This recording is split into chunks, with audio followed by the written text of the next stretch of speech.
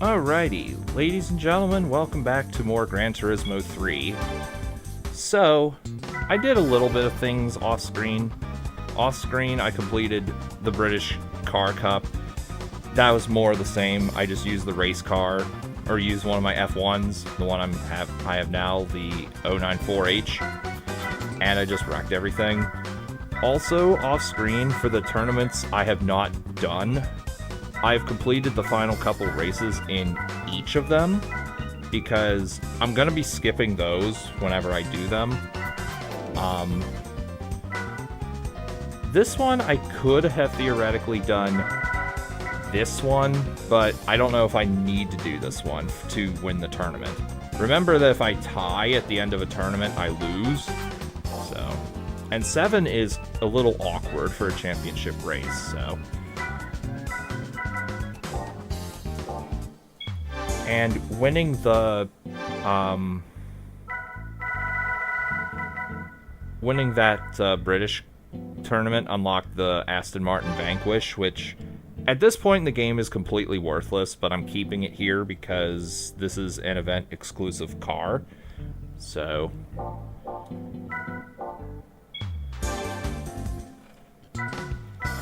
Anyway, today we're going to do the Dream Car Championship, and I have already looked off screen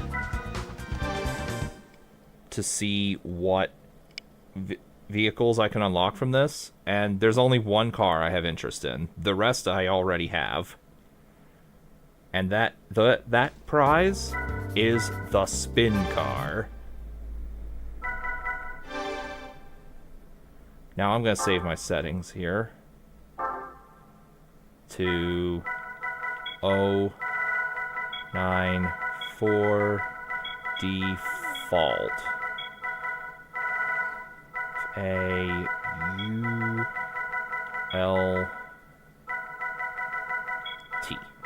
Okay?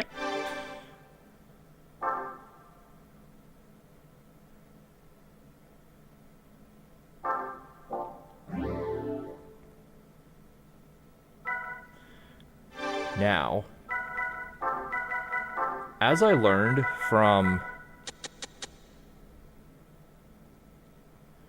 another race I did, if I go all the way wide, I'll end up losing speed on the 6th gear. So, I'm going to try that.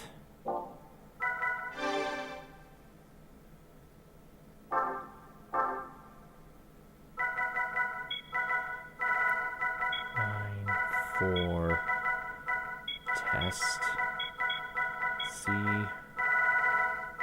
O U, where's the R? R S and E.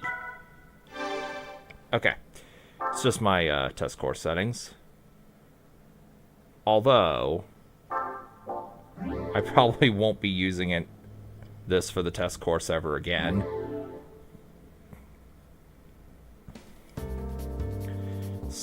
And also, the vehicles here do not seem to be very high competition for me, so... Let's begin.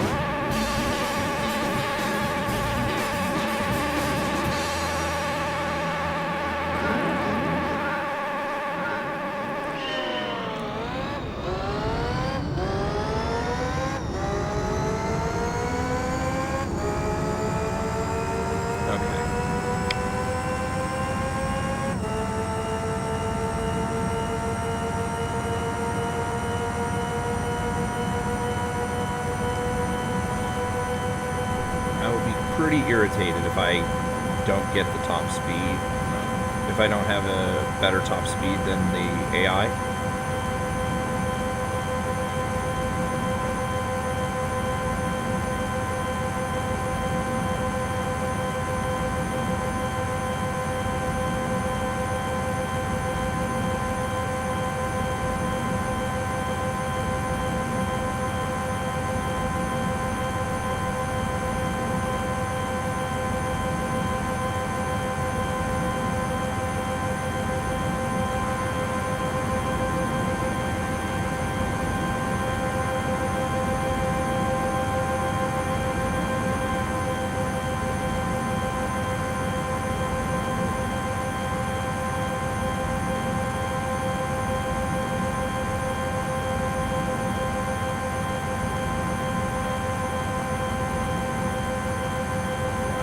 idea what the top speed of the competition is. Hopefully it's less than 220 miles an hour.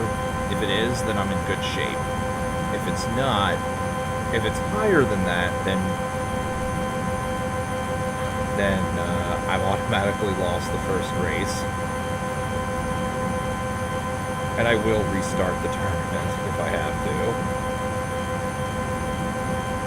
Even though the test course is boring as hell, it is a free and easy win early.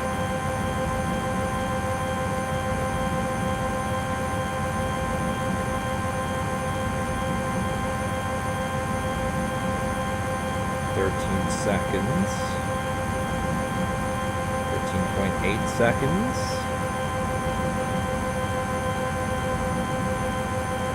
14 seconds.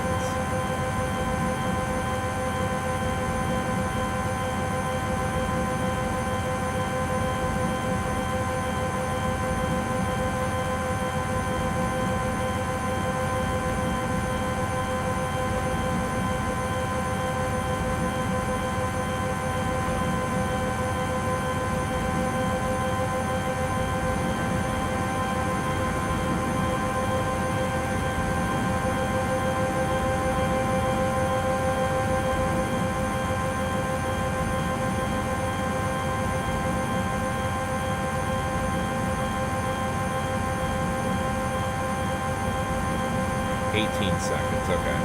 We're good.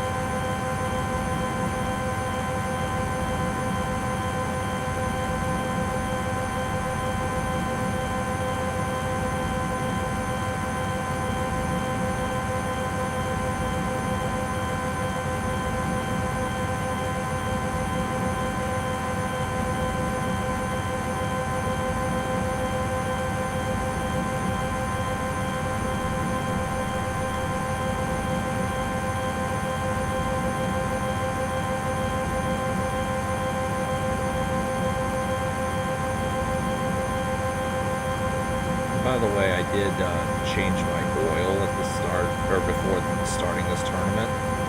Something tells me that I'm gonna need an oil change after, like, the second race. And that light will pop on during the third race of this tournament. It's something I'm gonna have to deal with for possibly every tournament from now on. Aside from maybe the Elise car tournament and the Clio tournaments, which I'll do next time. But that'll definitely be a problem for the remaining World Championship. Yo, Gabriel. Not expecting to stream today? Yeah, I kind of wanted to just knock out a tournament or two today. And unlock the spin car, the race car version.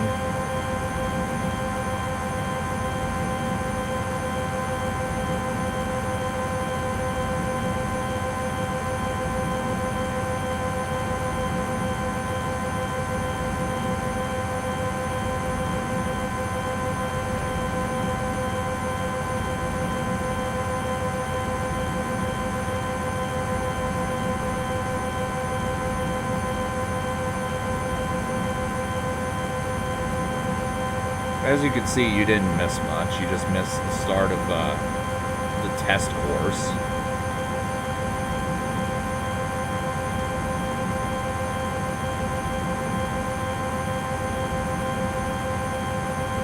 The only reason I am doing this is because it is the first race in the Dream Car Cup, or Dream Car Championship, and I want an early 10 points.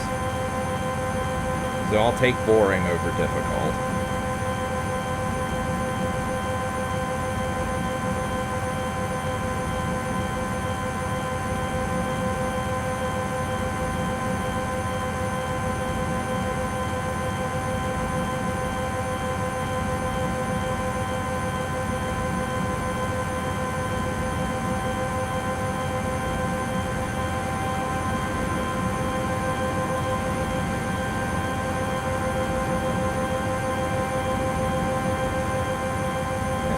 Pit stops.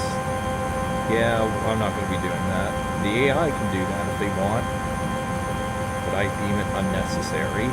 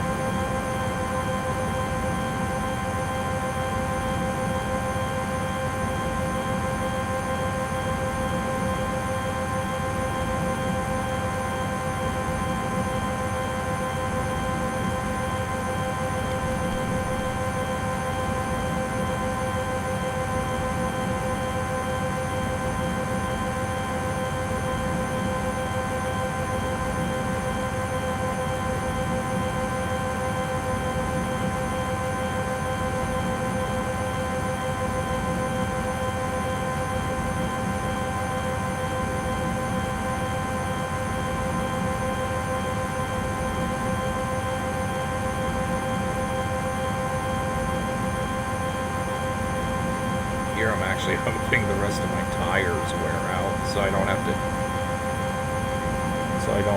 drift anymore.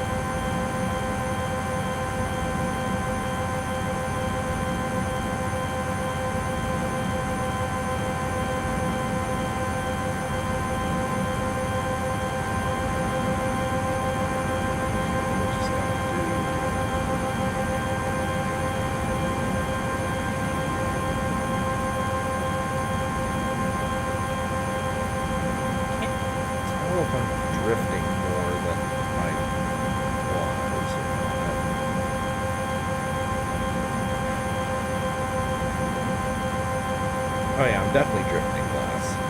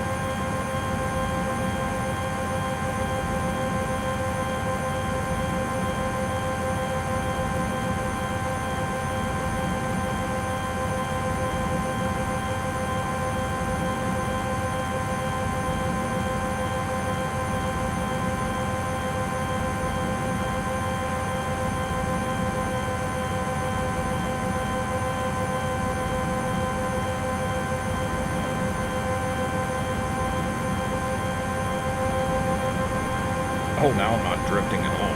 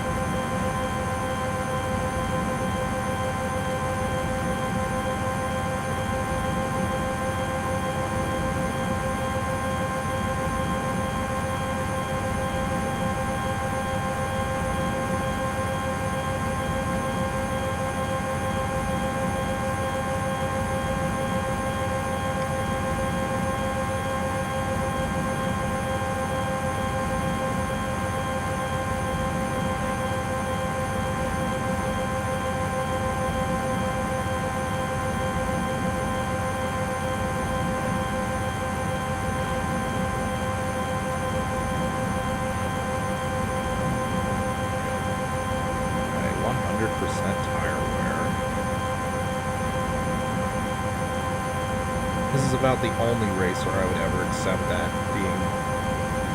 This is like the only race where I'd ever accept that happening.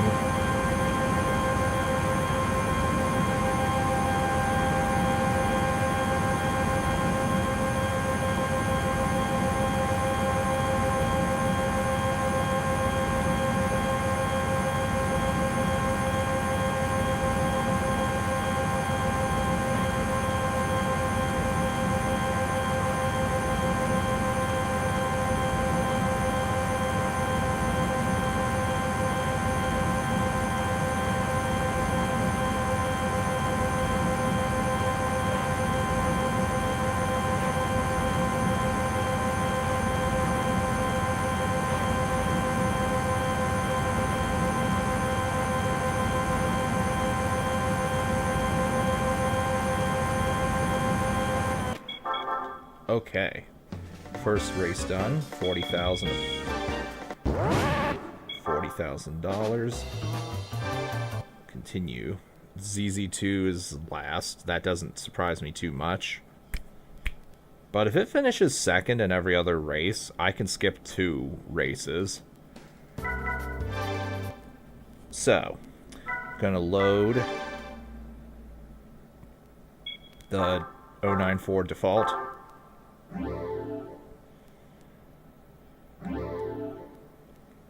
Okay. 15 laps left in this. This will take about 20-something minutes also.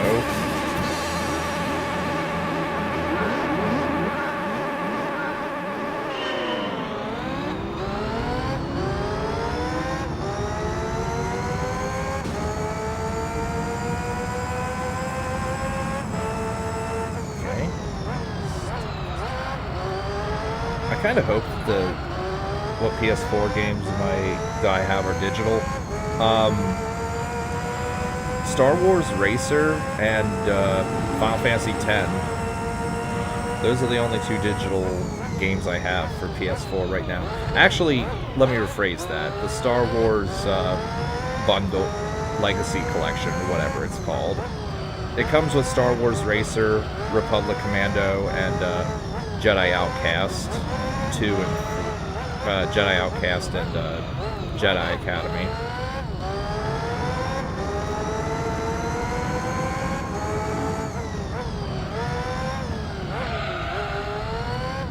The Jedi Outcast games I played on PC in ages gone by. And they probably play better on PC because those kind of games just are better on PC overall. Just for controls and nothing else. And like I said, Final Fantasy X. Which does remind me, I finally got around to downloading or uploading all of my PS3 saves onto the cloud. And so I could play those saves on the PS4. So now I never need to touch the PS3 version of Final Fantasy X ever again.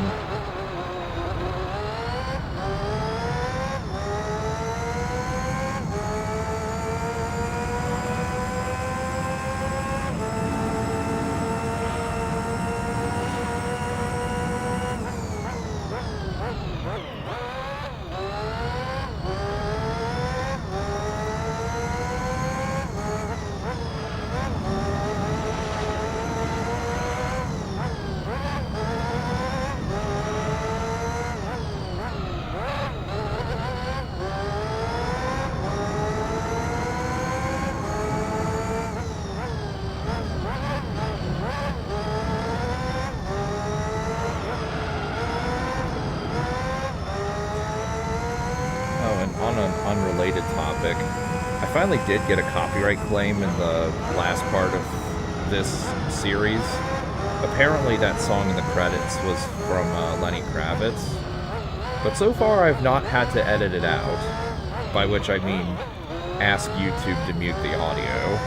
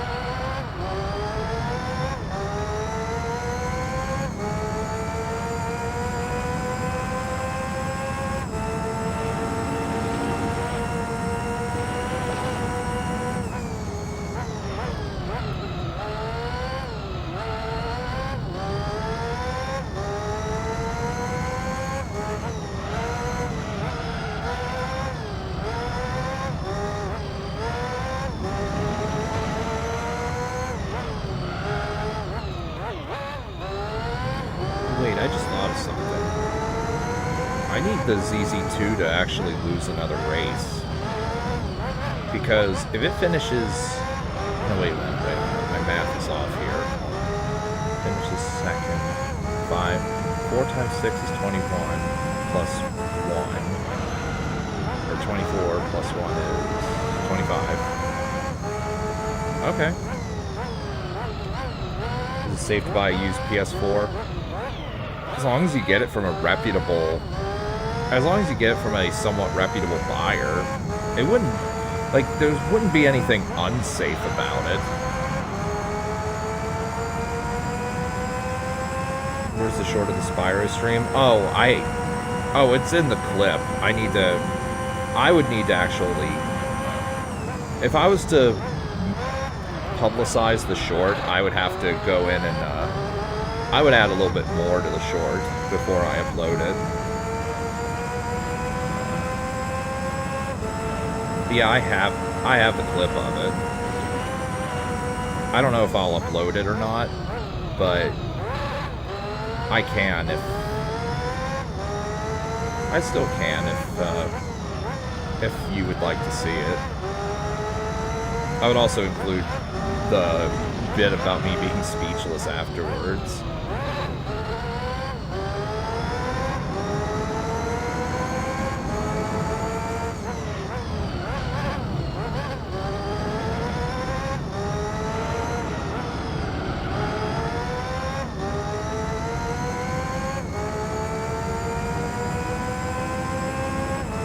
Although, to be fair, I'm pretty sure Agent 9 can jump higher in Reignited than he could in the original.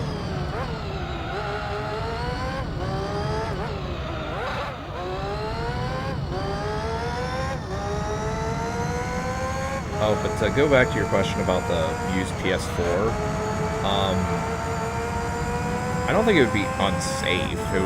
You might get a bad quality PS4, depending on what the seller may or may not have done to it, if you buy from a disreputable source.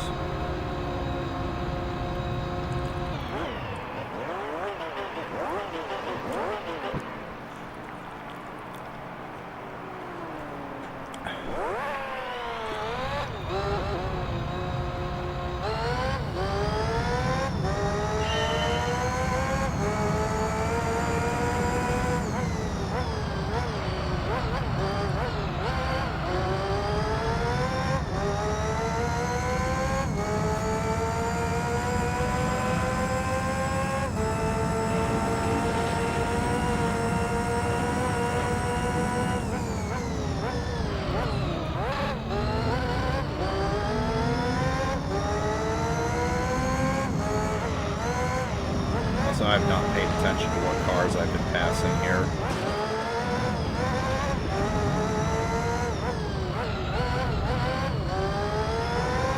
I have no idea what car that is. I'm hoping it's not that one race car that finished second in the previous race.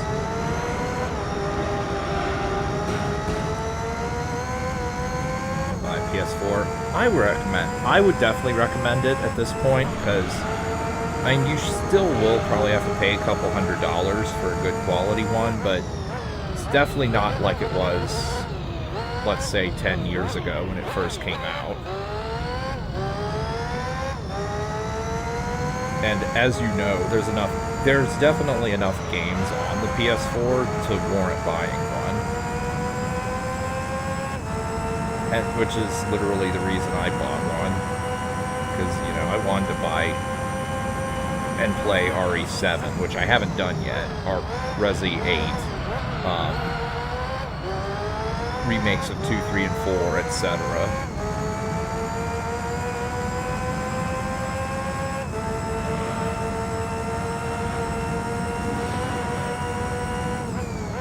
And of course you can buy Star Wars Racer, although I recommend you buy the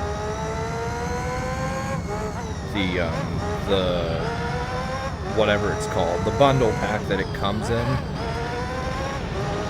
That way you can get all of the Star Wars games and get them at a slightly cheaper rate per game.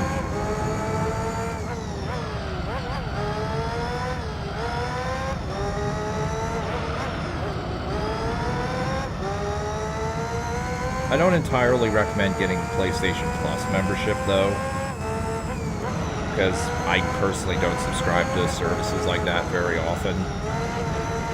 Play some of these games.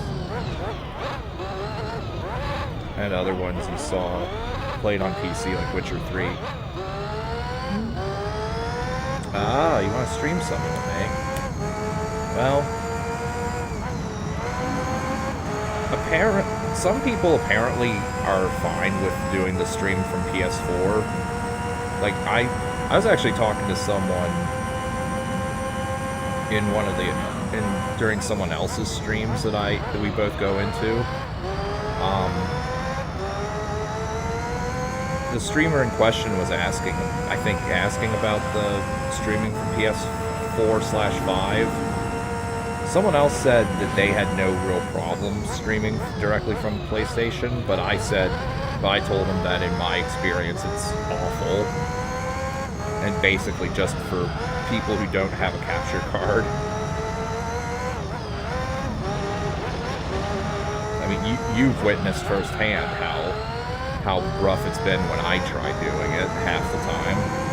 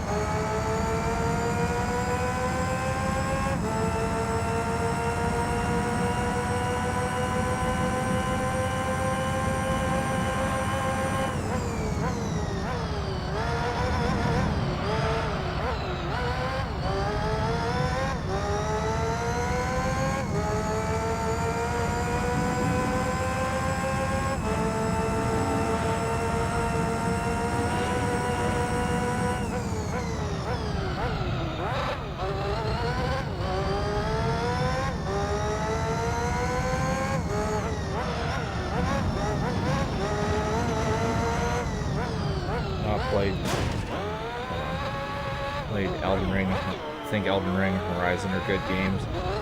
Elden Ring's definitely a great game. I'm not gonna sit here and try claiming otherwise. I know Elden Ring's a great game because it's a Dark Souls-esque game by FromSoft. They're not gonna make a bad one, and if they do, I'll know about it. As for Horizon, I'm not sure.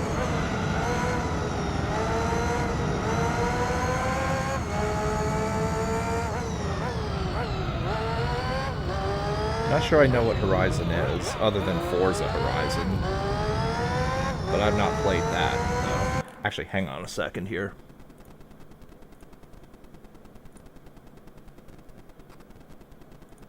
There. I was just turning off my Discord because I was hearing the notification sound and I don't want to hear that anymore.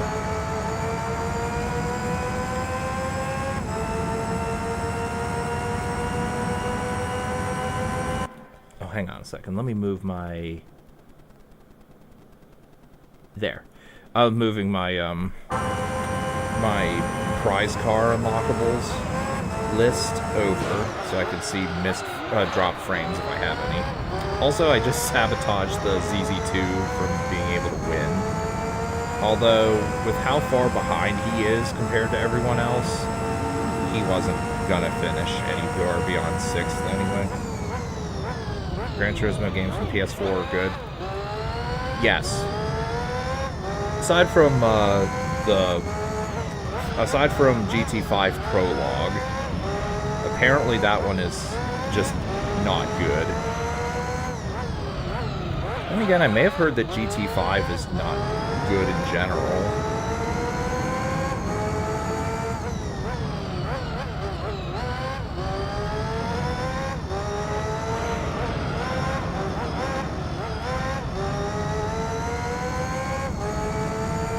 Then again, like, everyone seems to unanimously agree that the very best games in the series are 2 and 4. 4 I have, and I will definitely try at some point. 2, if I find a copy of it somewhere, I will definitely play 2.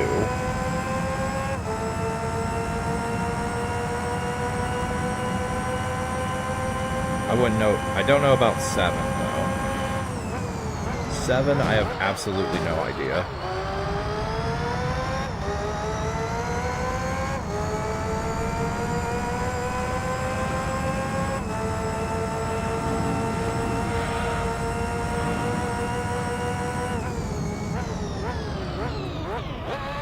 GT2 not available to buy on PS3. Nope. Nope, it is not. My guess is it's some sort of licensing problem. Although, you would think that they would try making it available, given, like, they have less popular games on the PlayStation Network. Yeah, I agree. It definitely isn't. They really should have made that available. I mean, even if they have to remove some songs from the game, from the original on-disc version, that would be okay.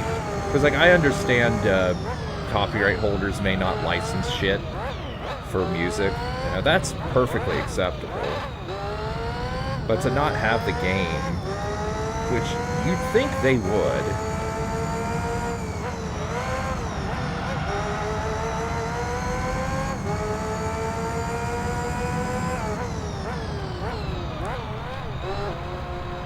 One of the best PS1 games. Yeah, exactly.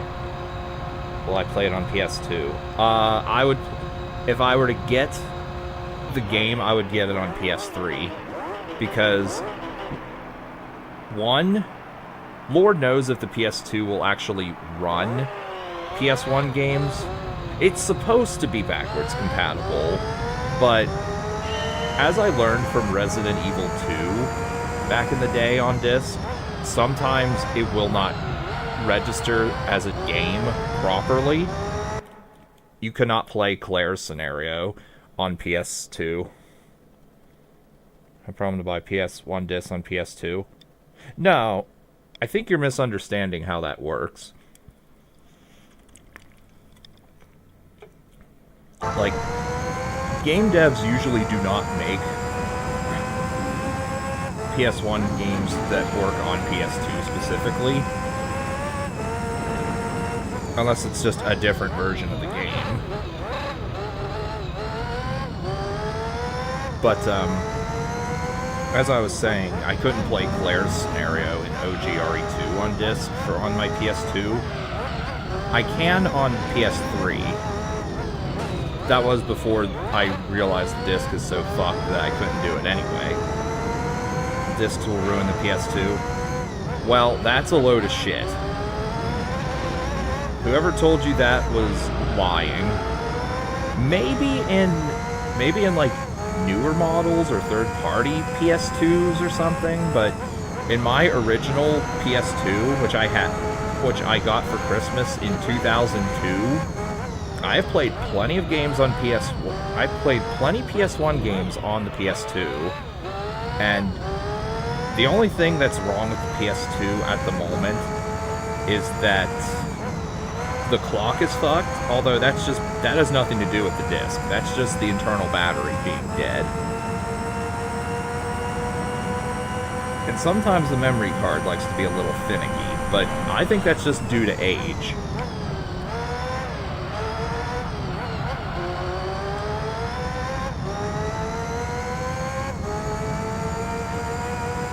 But on PS3, like, I can have an unlimited number of memory cards in the PS3. All I have to do is go to, like, internal storage for the PlayStation 1 memory cards and just create more memory cards.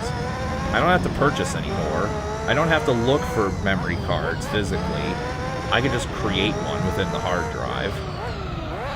Which I have, like, 5, 6, 7 of them saved onto my PS3 for various reasons.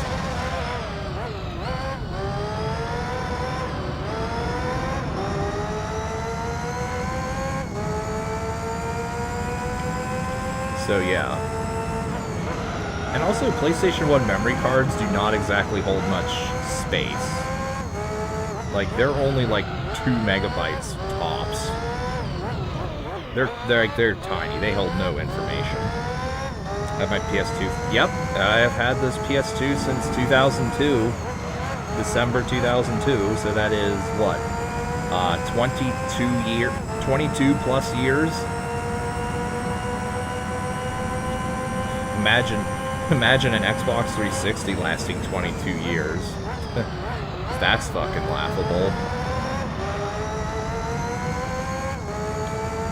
Especially the older model ones.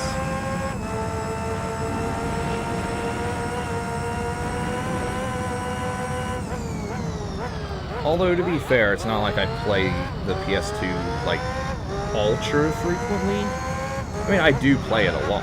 Play PS2 games a lot, whether it be for the YouTube channel or just in my own spare time.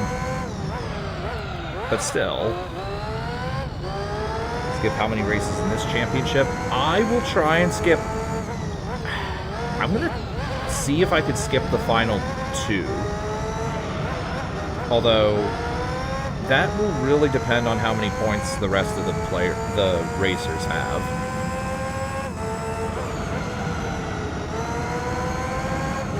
But I will definitely skip at least 1.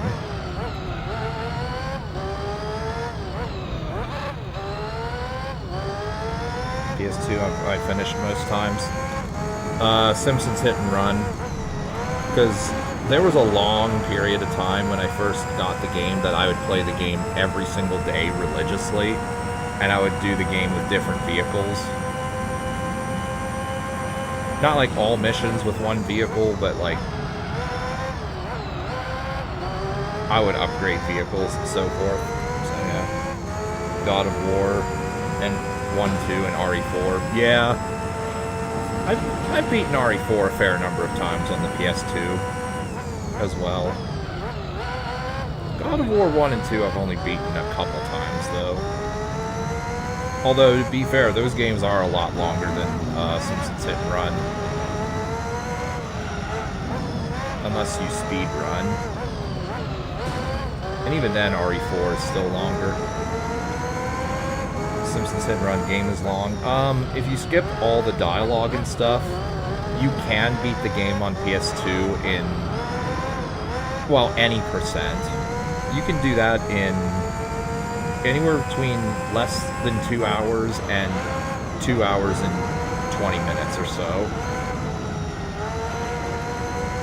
But that's any percent, meaning you beat missions that you have to beat. No, wait. No, never mind. All story missions.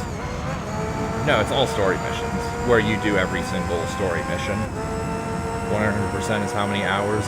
Depends on the version, but PS2, you're looking at, like,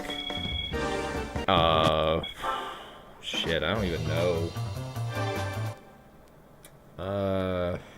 I want to say anywhere between, we'll say 4 and 5 hours, if you know what you're doing. Okay, right off the bat, I could skip at least one race.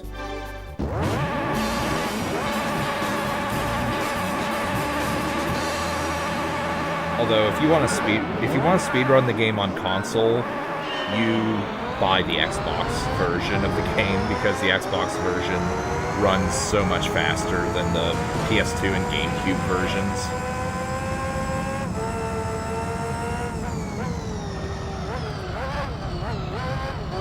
But if you really want to speedrun the game, you get it on PC. Unfortunately, it's not available on Steam or GOG. If it was available on GOG, I would absolutely buy it.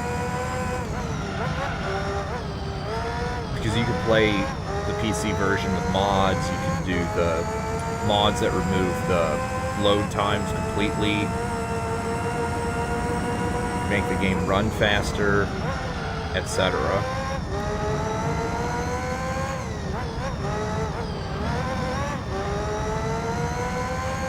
100% world record, I think, is like 240 something for 100% on PC, of course.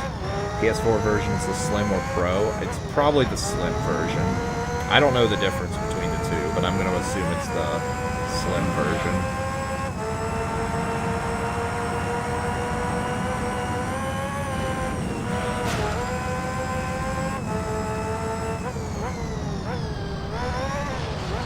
Not sure what the differences are, nor do I care that much.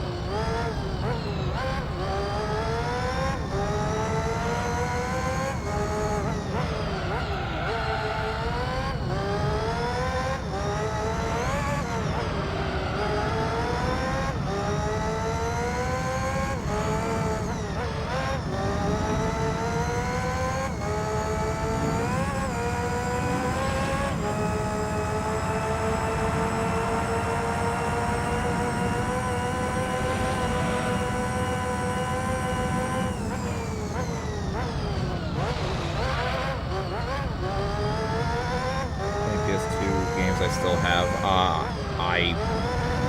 I have no idea.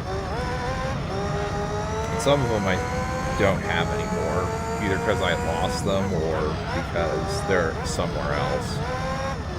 They're at my parents' place or something, so I have no idea. But I think I have the most noteworthy games here at my house right now. I have at least 30, though. And of all the ones I had, I never picked up Final Fantasy X. Which is probably fine, because the North American version is not only a little imbalanced compared to the international and PAL versions of the game, but also it excludes the Dark Aeons. Which I will not... The Dark Aeons, by the way, I will not be doing that in the run I'm doing because they're impossible.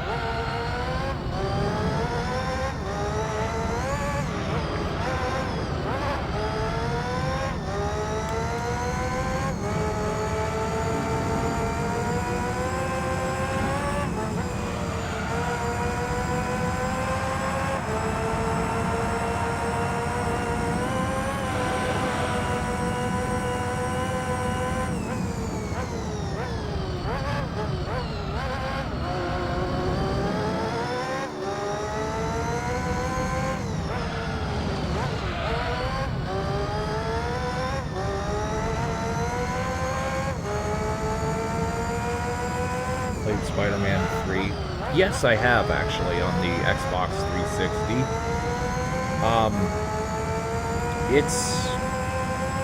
It's okay to mediocre. Whichever you deem is, like... I'm not sure if you would deem mediocre better than okay or not, but... Like... It's hard to... I mean, there's some fun things you can do in that game, but...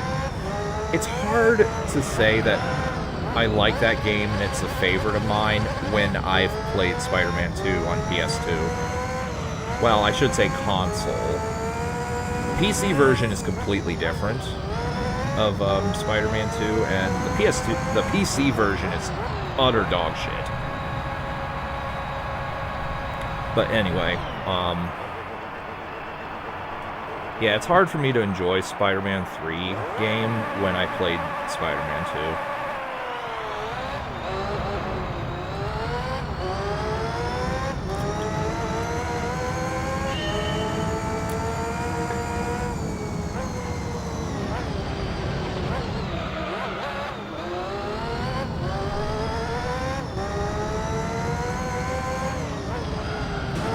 And before you ask, I don't really have interest in doing a LP of that game.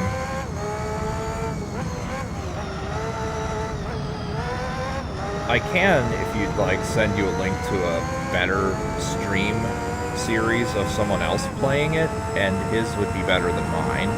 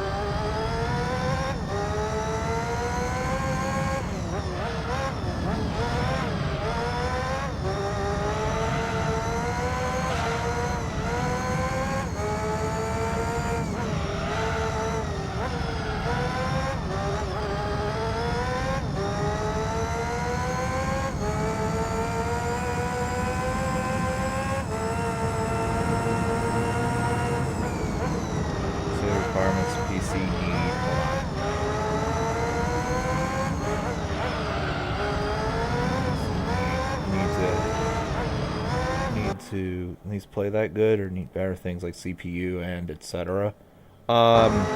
Minimum requirements means your PC specs have to at least be that good in order to be able to play the game properly.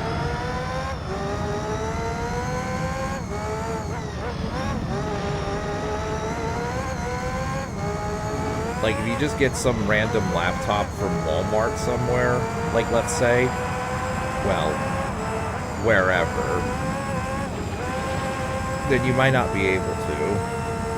You might not be able to play high-end games on it.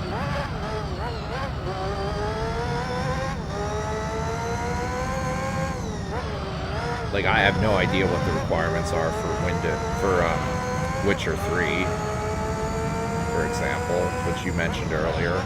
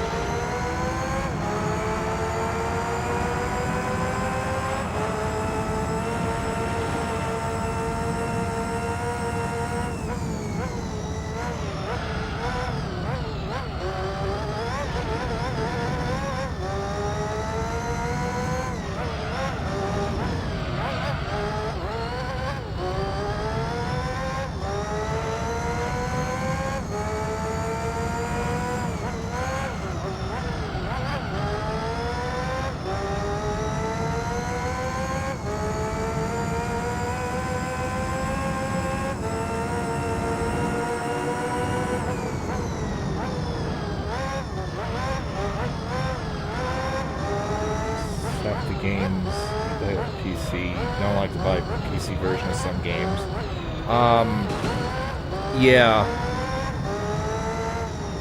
Yeah, I don't usually buy PC games because I grew up as a console player. I never had access to a good PC until like maybe till 2010, 11, well, 9, 10, 11, somewhere around there. Well, good for the time, I should say.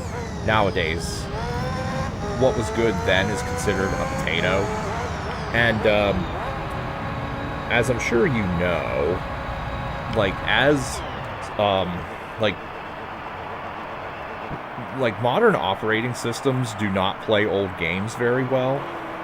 I mean, this has been counteracted by Steam and GOG to an extent because publishers are supposed to being the keyword there, make their games compatible with modern operating systems. But yeah, if you have like an old disc of some game, whatever it might be, from 2000, it probably won't run well on Windows 11 or 10, unless the publisher is still around and they made patches to make the game compatible. Not counting people who may have done it. Third party.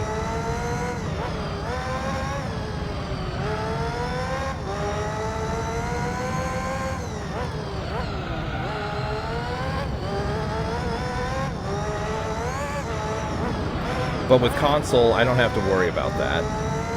With console, I can just pop in a game and play it, as long as the console is functional.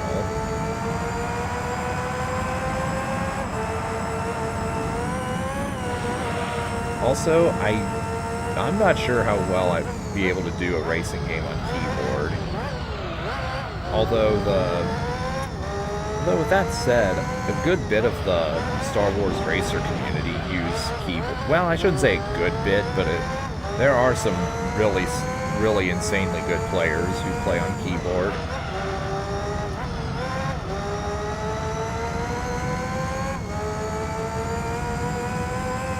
honestly, I would probably advise playing on keyboard before playing on console, because you can hotkey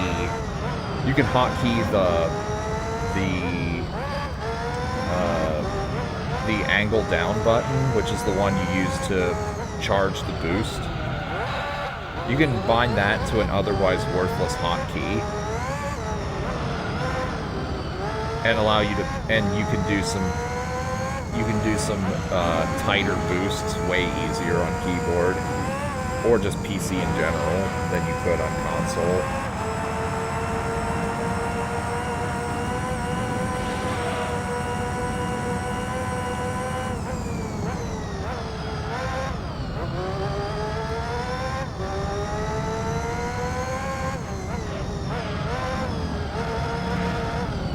Plus, oh shit. Plus, with Xbox 360 and PS3 era and above, I like having trophies. I'm not saying I trophy whore for it, for all games, but I do like having trophies available. Feels good to get them. What are some prizes of this championship? The one that I care for is the spin car, the race car version. The others, I think, are... Actually, hold on, let me look. Toyota GT1 race car, the spin car. Panoz Esperanti GTR. FTO LM race car, I already have. F090S. That was the first F1 vehicle I unlocked while doing the Super Speedway Endurance. And the Panoz Esperanti GTR... The Panoz Esperanti GTR is like the dud of race cars. It costs $2 million in the store, and it's, from what I can tell, just useless. It finishes last in most tournaments that it's in. You can also unlock it from getting 50% game completion, I think it is. So, yeah. But yeah, the only one I care about is the Toyota GT1 race car, which is, again, spin car.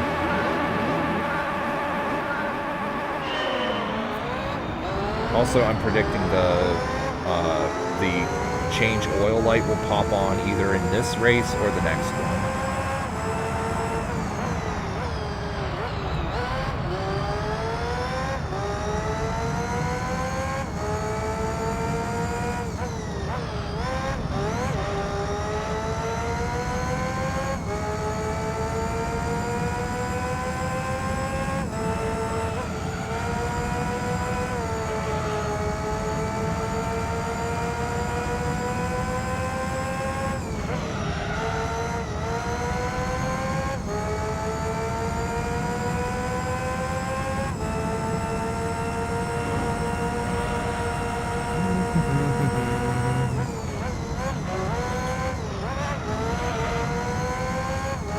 I will say, I was doing the last race of the Elise Championship off-screen, and holy shit, the Motorsport Elise likes to spin out.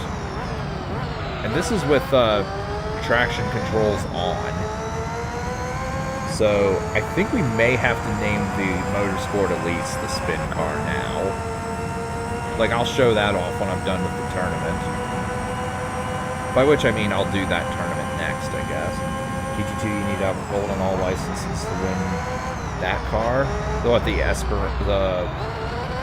The spin car, the Toyota race car, and oh geez, you have to win all gold in the S license. I hope it's super overpowered.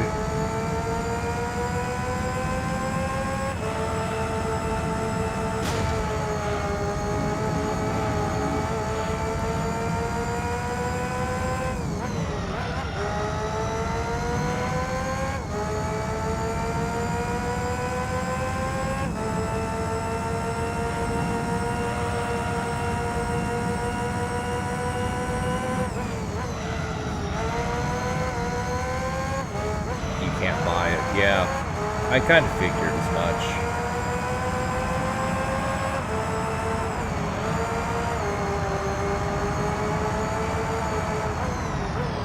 I think I heard... Doesn't GT2 have one of that one money farming method where you can win a car over and over again really quickly and sell it for 125,000 credits a pop? Or am I just completely misremembering something? But I do remember hearing something about that.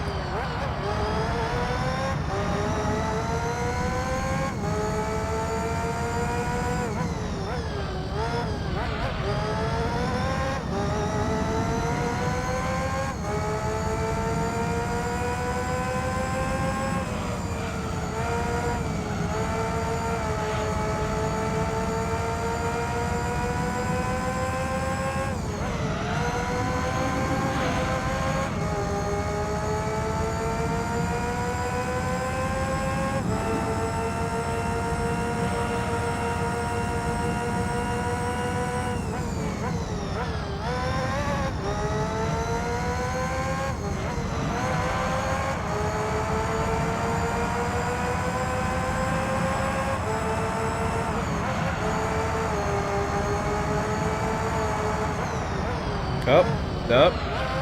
Change oil light popped on. I told you that would happen. I fucking called it too.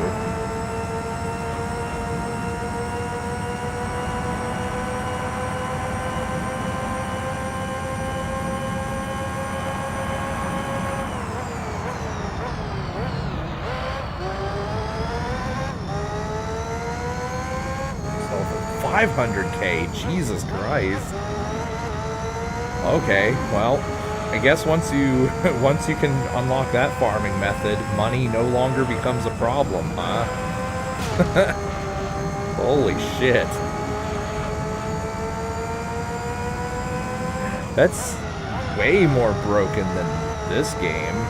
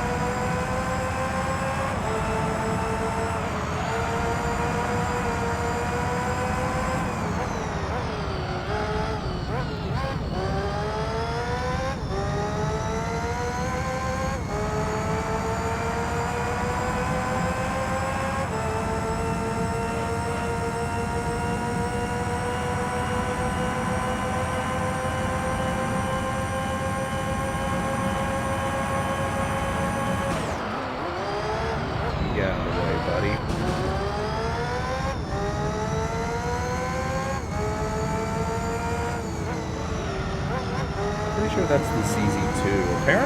By the way, apparently the ZZ2 is like a really OP car when fully upgraded in the series. I wouldn't know. I never tried using it, but apparently it is really, really powerful.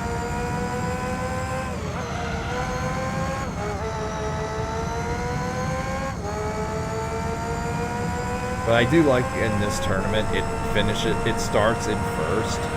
Don't ask me how it qualifies for first place, but it always finishes like last in this tournament. So it's like the dud vehicle.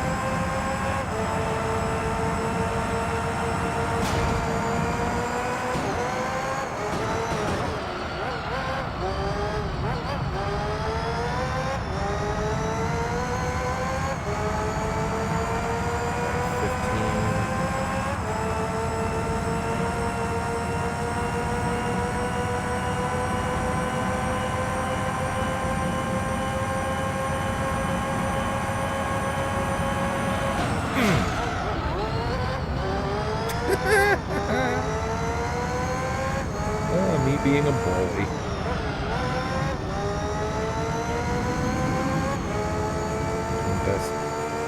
Best Spider-Man villain.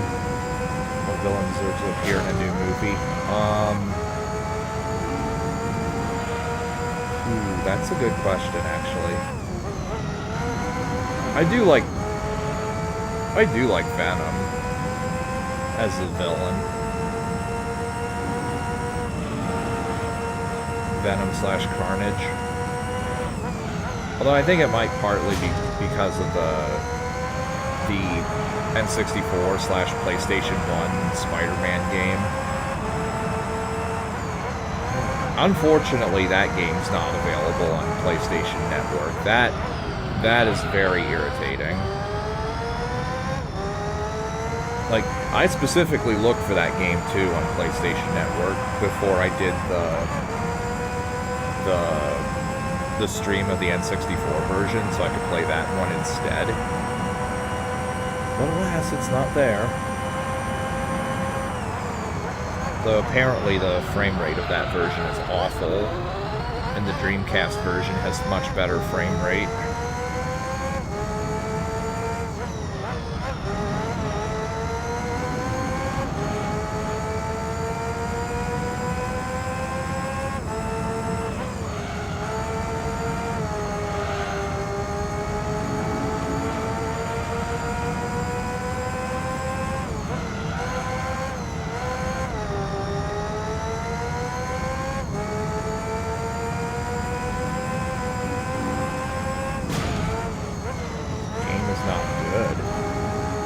The N64 version of Spider-Man 2000. Yeah, it's definitely the worst version. Spider-Man 2 is only on PlayStation 1. No. Spider-Man 2 is on console. Unless you're thinking of Inner Electro. If you're thinking of Inner Electro, then yeah, that's only on PlayStation 1.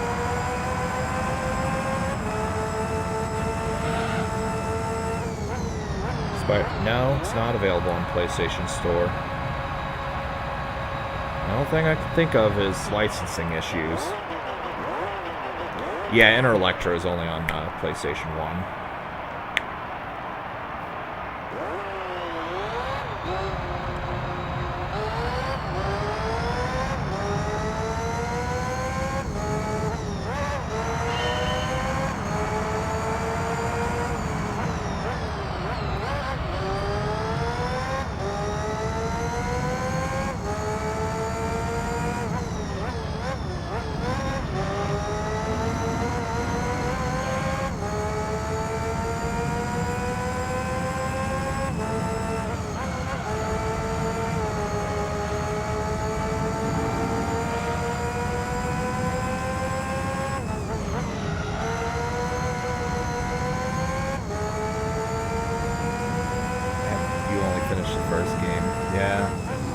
I never played Inner Electro. I have seen someone stream it. It looks like it's clearly made by the same group of people, but you can tell it's definitely not as good. What's Dino Crisis 2?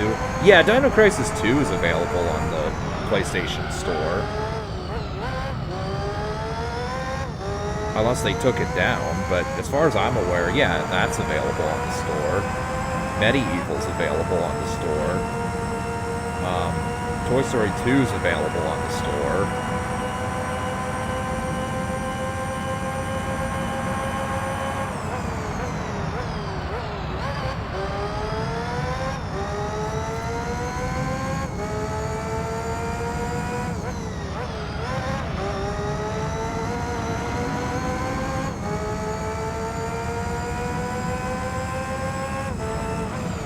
Like, if you go on Wikipedia and look at some of the weird, goofy shit that's available on the PlayStation Store, there's really no excuse for Gran Turismo 2 to not be there.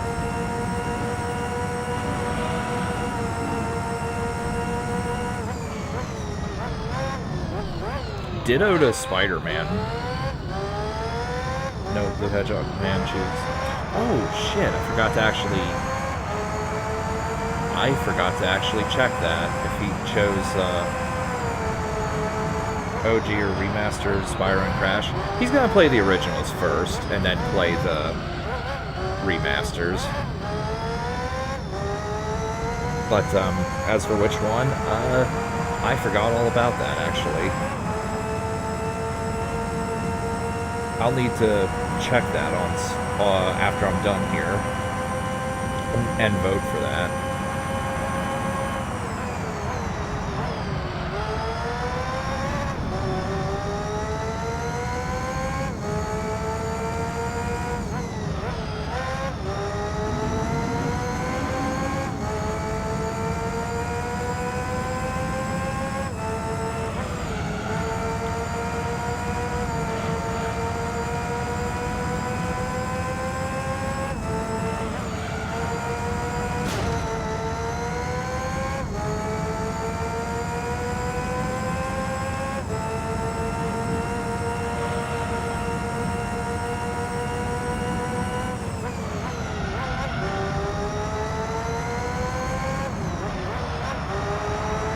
First Crash has the remaster is the biggest difference compared to OG.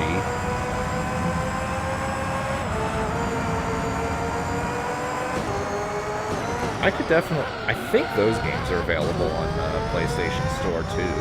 I'd have to look.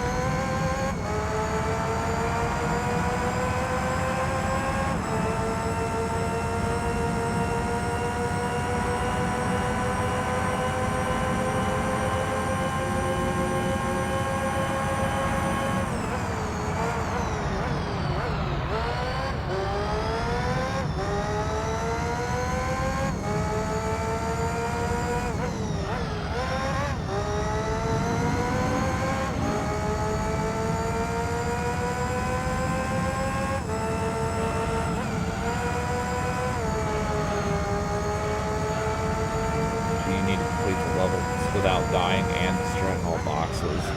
Oh, jeez. Remake, you need to do the same, but only for colored gems.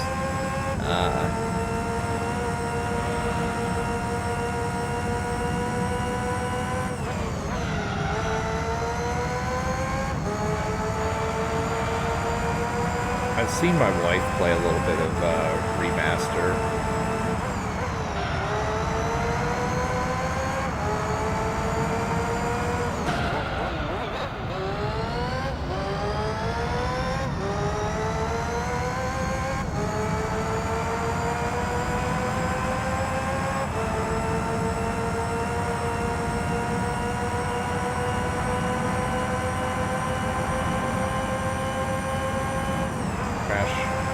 Controllers are bad compared to 2 and 3. By controllers, I assume you mean to say controls. But they're bad compared to 2 and 3. Probably, yeah, that would be my guess. My guess is that would be because, like, they didn't know what would be good controls, maybe? I don't know. But at least they improved the controls.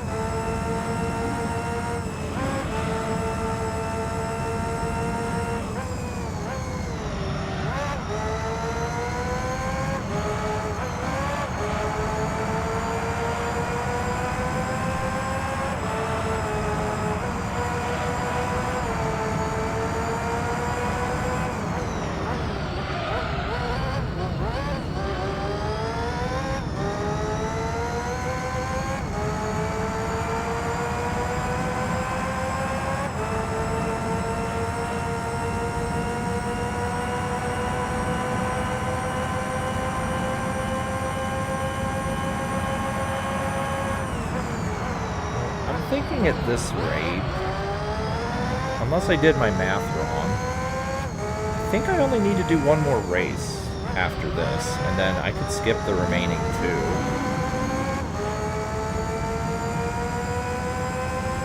Like, what have I done so far in this tournament? I did Test Course, let me think, Test Course, Grand Valley, Deep Forest, I think this is number 4. And then I think I only need to win one more race, and then I can skip the remaining 2.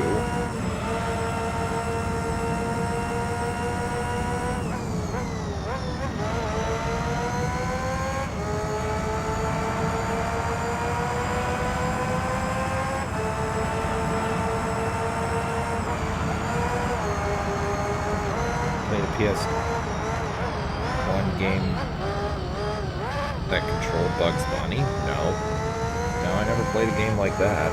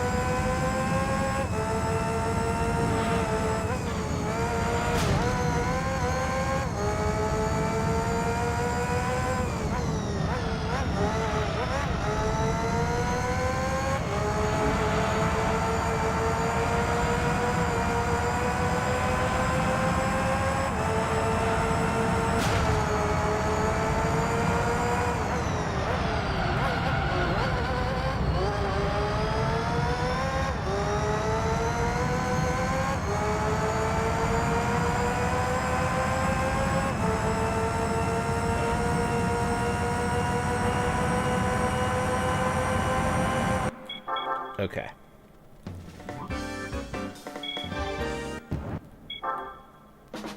That was race number 4. Okay, let's see how many points we all have.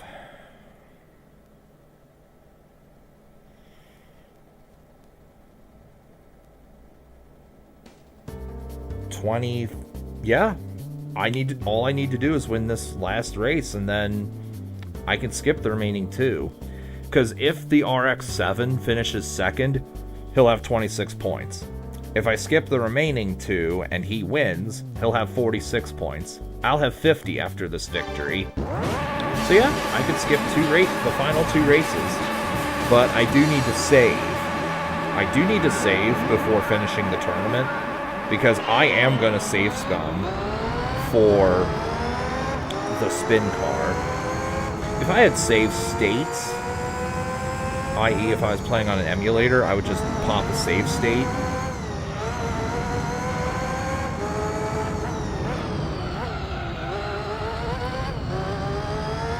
But alas, I don't have that as a luxury.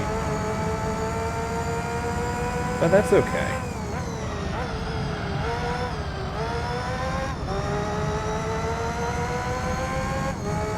Now, I will test the spin car when I win it by trying to do the race that I skipped. Because I do want to see how powerful that thing can be.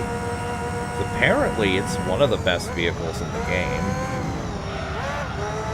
And it does qualify as a race car, so I'm curious if that was, like, I'm curious if that would have been the best vehicle to use for doing Monaco 78 laps. Which, I don't remember if I mentioned this on stream. I mentioned this to you, Gabriel, on Discord. But that took this about the same amount of time as it did before. Like 114 minutes. And I won by only 9 seconds. So, yeah.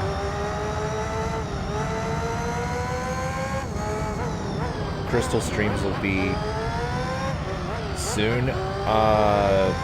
Pokemon Crystal will...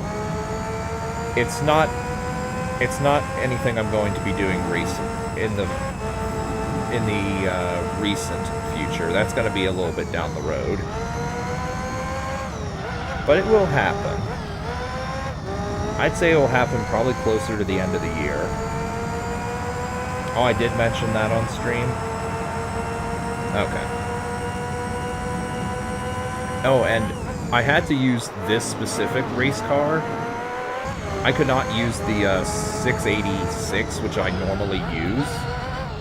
My guess is that this car just has better... It might have better turning, but it... One thing Can I do that race with a GT1 car? Yes, but I need the race car variant, not the road car variant. I don't know if this car turns better than the 686 I normally use, but it does have 14,000 RPM. The one I was using has an RPM of 12,000. But it was definitely easier with this vehicle than it was with the other one. By which I mean, the other one I couldn't even do. So, like, in order to win that version of Monaco 78 laps, you need the cream of the crop.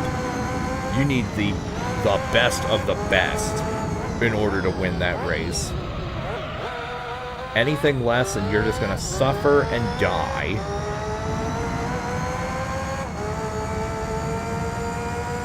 But the GT1 race car does apparently have over 1,000 horsepower. I can use it for the infinite speed trick. And if it can turn, then it's going to be easier to pull that off than it is with the Suzuki. Because in order to do that Seattle out of bounds, it's ideal that you can turn. The Suzuki can't turn at all with the settings that you need.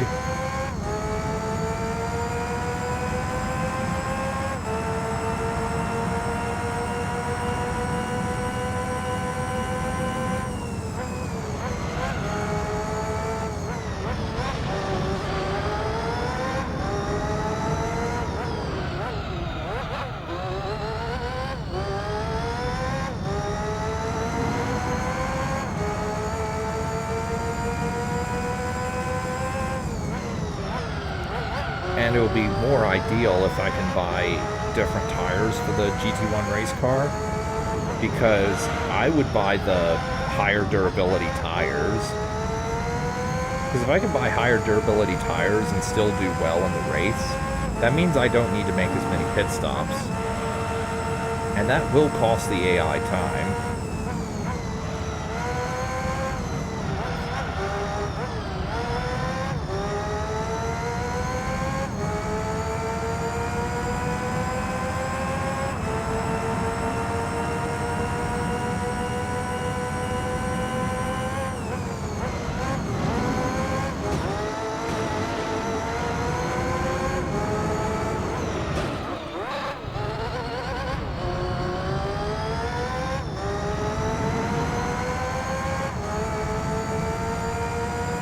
That with the GT1 car? Yeah, you can do that with the GT1.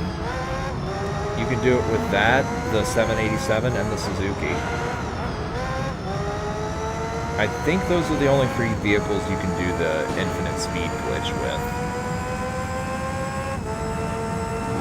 And at the end of the playthrough, I am going to try exiting to the main menu after doing the glitch. Because I actually did it off screen, though I didn't save it. with the Suzuki, and the total miles on that car was like 4 million miles after doing the speed glitch and then exiting out before the game crashed.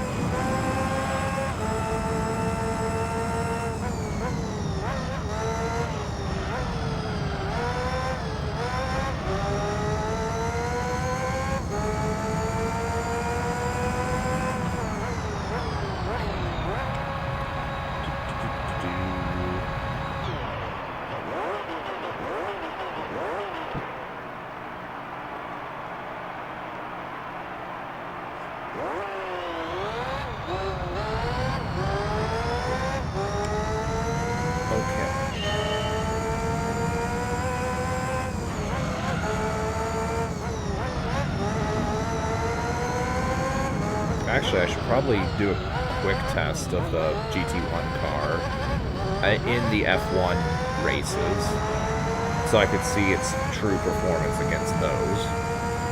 If it fares well, I'll use that instead of like one of these. But unfortunately, I am gonna have to still deal with the change oil light popping on in the middle of the, not even in the middle of, but halfway, like a part of the way through the tournament when I get around to doing it. Yeah, I prefer making as little pit stops as possible. And if it can perform well with the high durability tires, then yeah, we have a winner.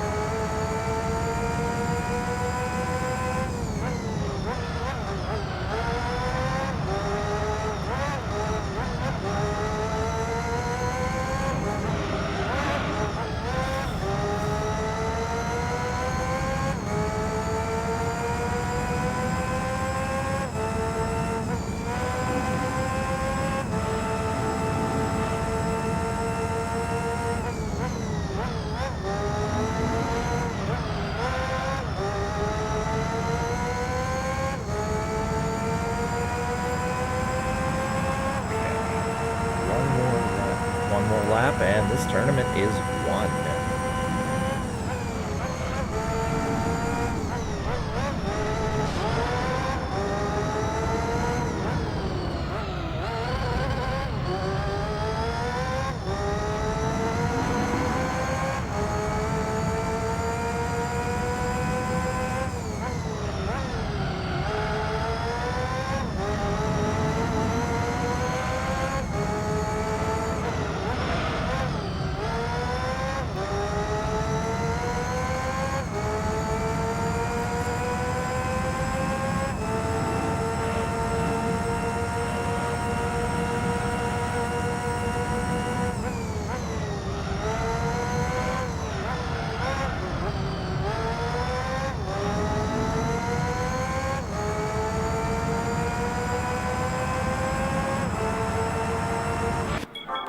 Okay, so that's the tournament won.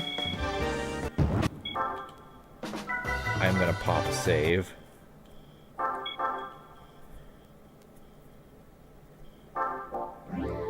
Okay.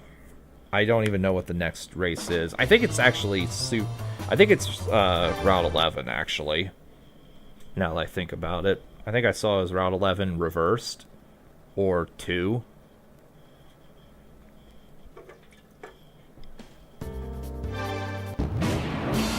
Yeah, it's Route 11. Reversed. Okay.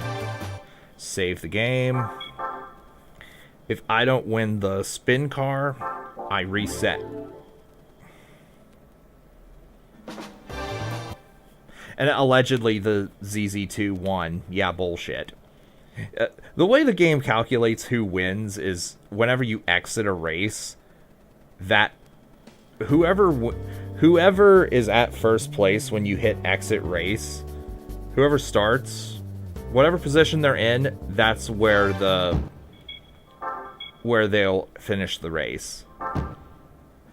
Because you've seen the ZZ2 finished 5th or 6th every other race. So, how much do I win for this? 250K.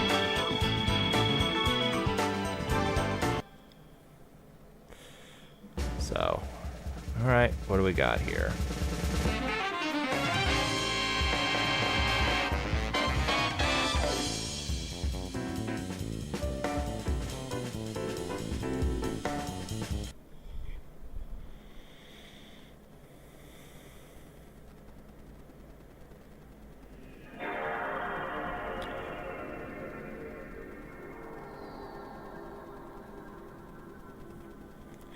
Alternatively, I could win the race car in the Polyphony Digital Cup and the Gran Turismo All-Stars tournament.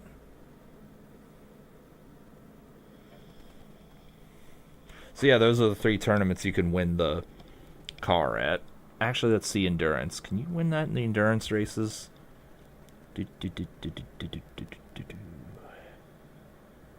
It does not look like it. Nope, you can't.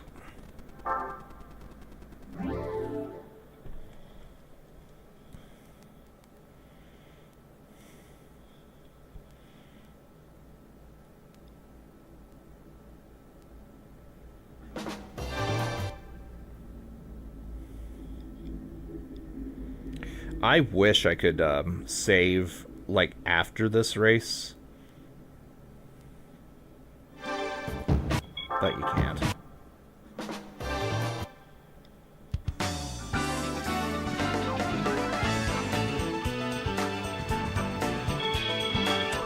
Oh, and apparently the trophy models are just randomized.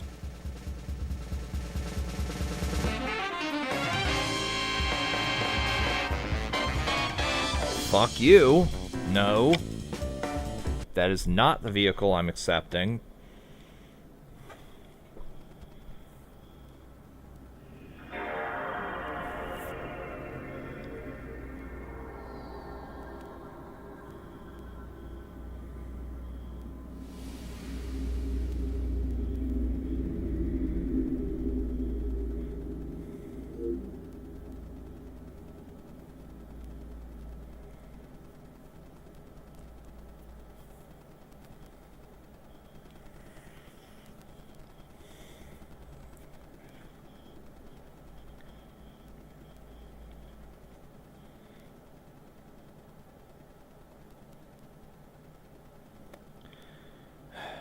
Give me the spin car.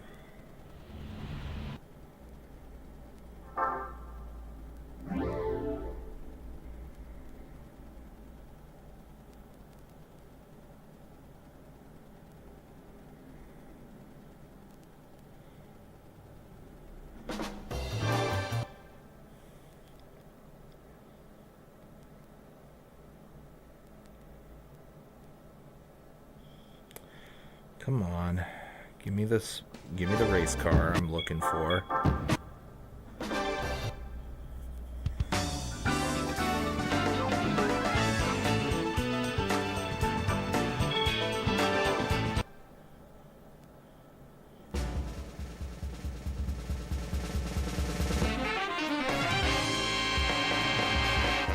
No.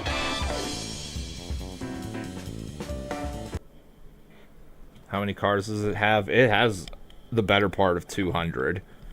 I've already counted how many are in the store, whether you can purchase them or not. And that number was like 157 or something. Then there are things not available even in the store to look at. So if you add those, probably around 170 to 180. And unlocking all of them is going to be a nightmare if I were to ever do that. Well, actually, I've already fucked my opportunity to have one of every car because one of the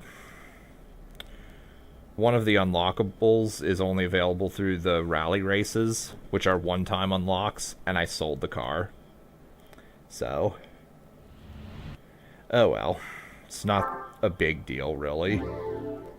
But I would not want to be doing a quote-unquote perfect collection, 'cause that would suck.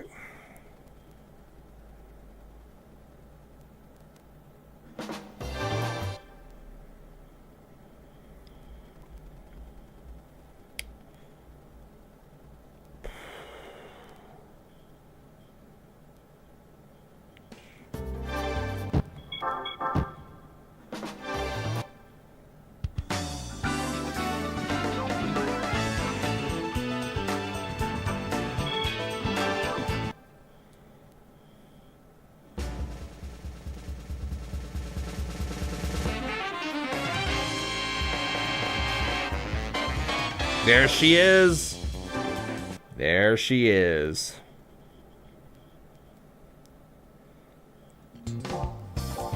All right, we have the spin car, the race car variant. Now I want to test this out. So let's tune her up. We probably have all upgrades except for turbo, right? Yeah, looks like it. Bum, bum. Bum, bum. Bum, bum. 1286 horsepower. That is high. Oh, and I can buy tires. Let's see how it is with Super Slick, because these are the highest durability tires I can get. And let's test this bad boy out. I'm not going to test it at Monaco. Actually, you know what? Let's test it at Monaco, actually. Fuck that. Let's test it in Monaco. Oh, and let's do an oil change, too. If you change oil right away, you do get a power boost. So, I'm not going to do too much with this. I just want to see how good it is. And how much the tires wear.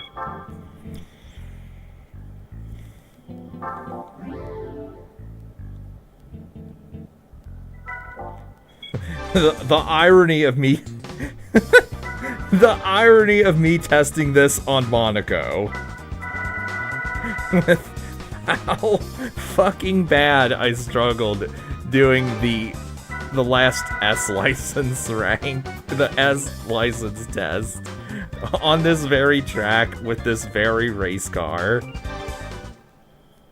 Here I'm doing it as a benchmark to see how well this car is going to perform. But there's potential here. If it can turn, then, let's see how good it is. But speed is not everything.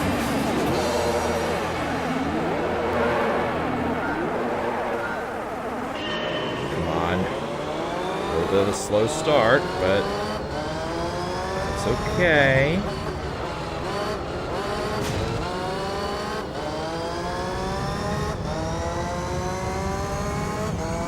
I can definitely buy better tires, though. Okay, it can get started, for sure.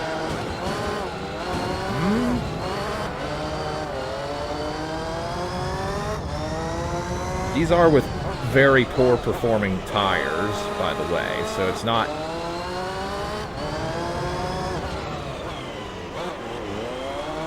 Yeah, this is with very bad performing tires.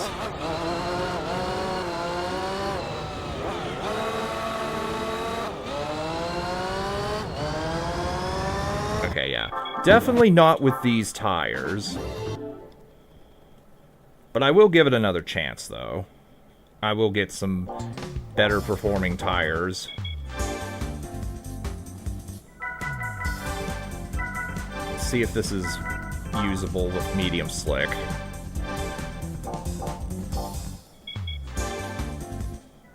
So let's find out.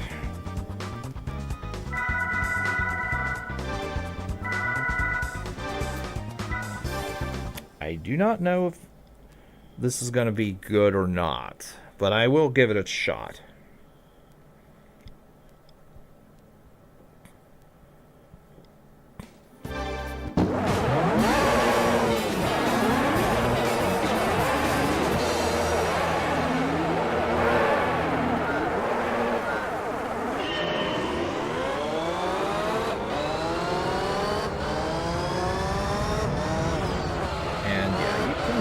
I'm making a bit of an improvement here with these tires.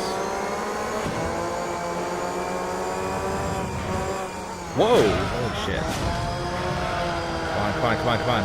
Turn. Turn, you son of a bitch. Turning is better. I'm not spinning out nearly as often. That's something.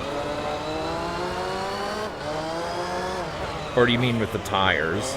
For the tires, the acceleration improves with better performance, and better performance means you turn faster and you accelerate more.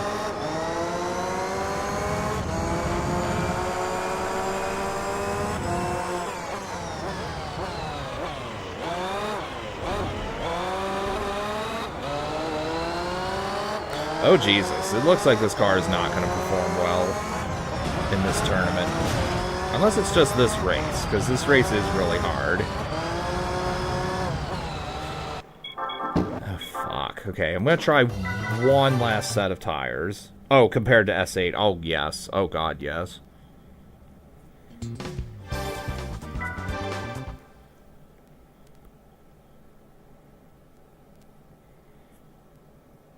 And if I go any higher than normal race tires, then,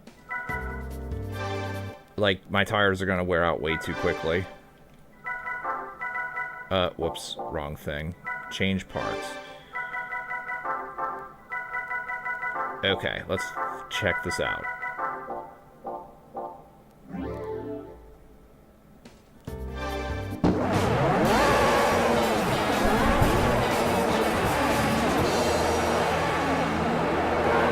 If this doesn't work, I'm gonna give up. Yo, Blue Hedgehog Man, good to see you here today. I will mention, since you're here, I forgot about your poll of the Crash Trilogy versus Spyro Trilogy. Is that still up? And if it is, where's it standing right now? I'll vote on that once I'm done here. Well, this is performing a little better, but still not good.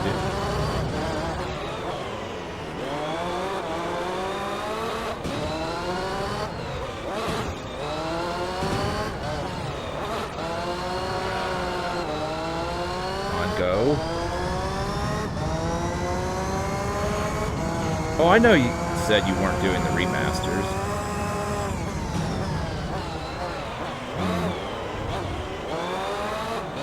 Yeah, I know you meant that you were just going to do the OGs for now.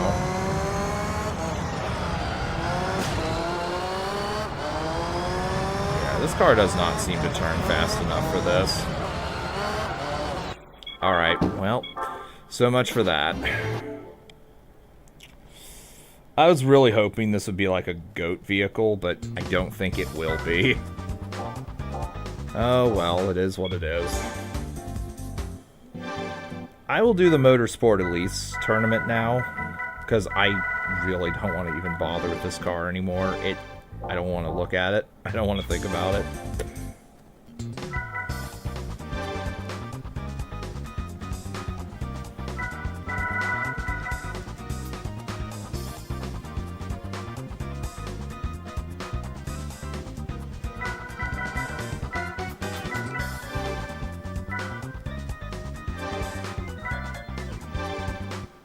Alright, let's get the Elise trophy. I highly doubt that I'll be able to skip more than... Actually, yeah, there's no mathematical chance that I can skip more than one race.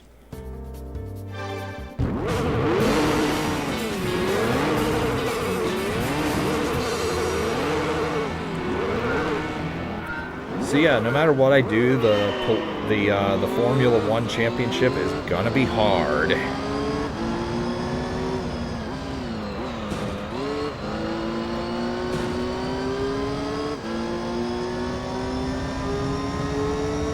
First place.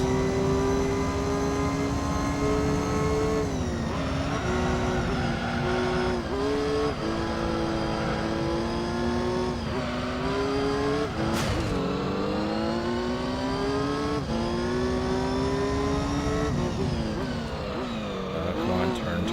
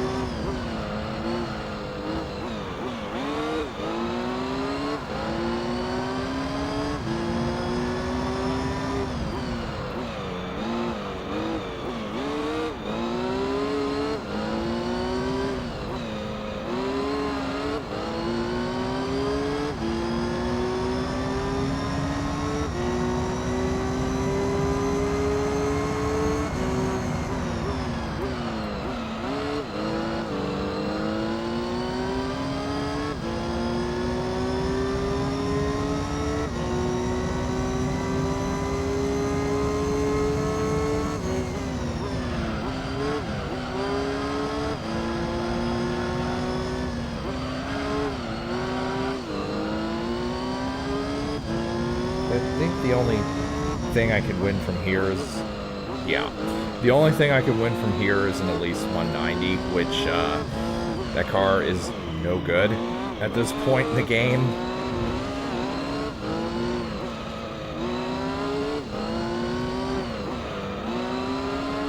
And what did I win from the Polyphony Cup? The 094S. Okay, yeah, that's the only car I care about for that tournament, the 094S. I have the 094H, but apparently the 094S is better. And when I did Monaco 78 laps in the Formula 1 off-screen, that was always the car that gave me the most problems. So... yeah, I guess I try and win the 094S, see how that fares, and I guess that's the vehicle I'm going to have to use for the F1 Championship.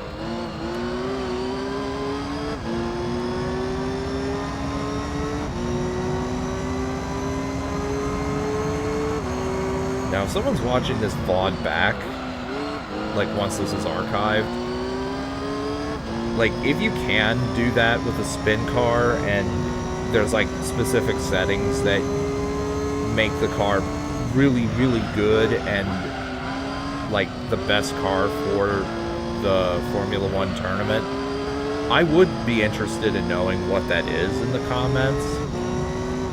Unless it's just literally, yeah, just use the best F1 vehicle possible.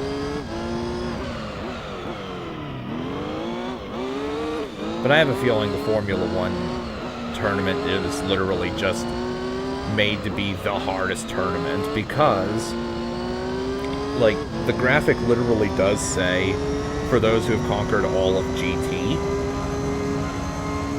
So I think it is just meant to be, like, the most difficult thing possible by far. And clearly meant to be done last.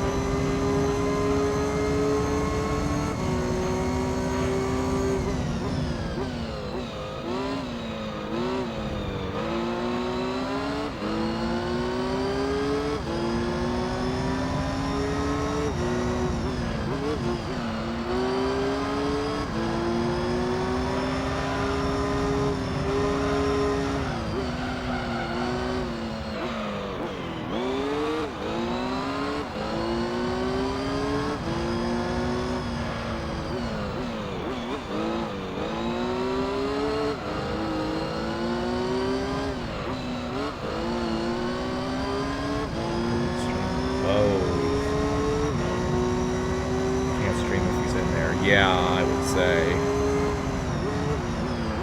Yeah.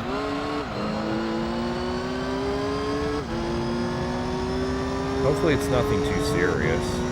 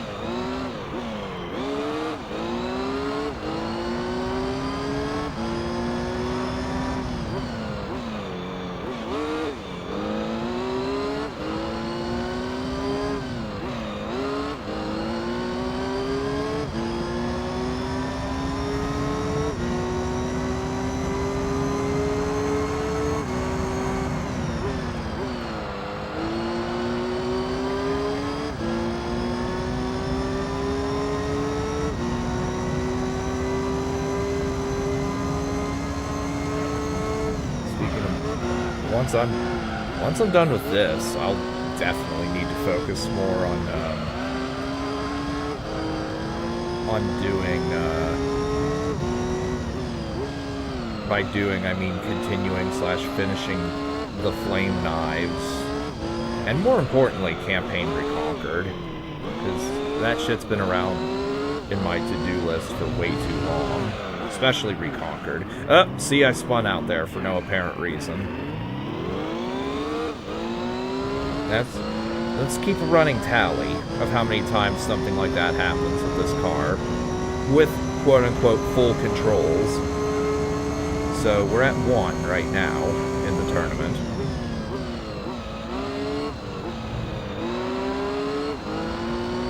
I can feel this car drifting, by the way. It may not be obvious from looking at it, but I can definitely feel the drift in this car.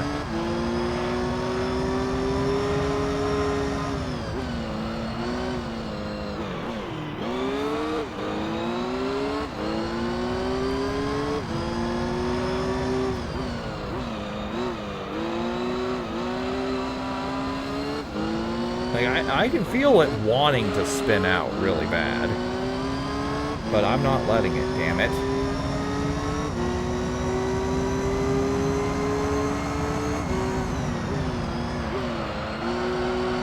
Do a barrel roll, damn it.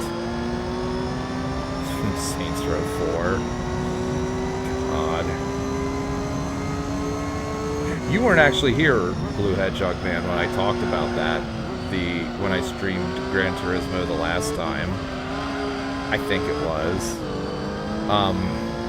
In Saints Row 4, one of the things you have to do is escape the aliens in that game in your airship. It's totally like a reference to a whole bunch of different movies, including The Matrix. But anyway, when you have to fly the ship out of there, or your ship out of there, one of your fellow crew members tells you to, and I quote, do a barrel roll, damn it. Which is so very obviously a reference to Star Fox 64, whilst What Is Love by Hathaway is playing in the background.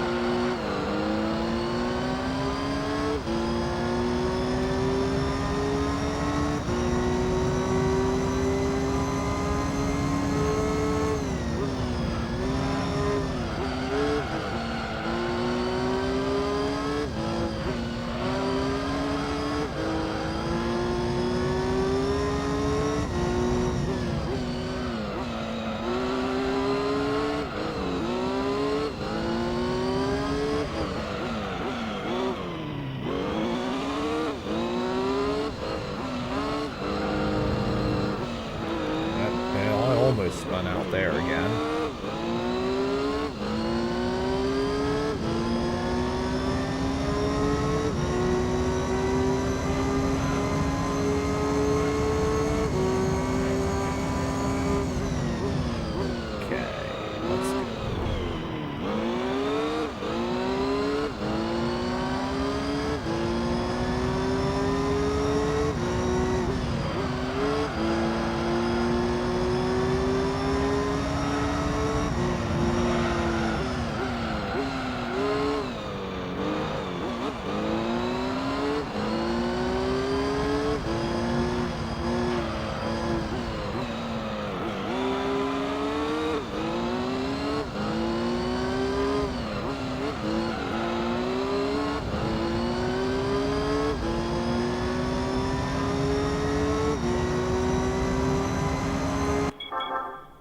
That's one.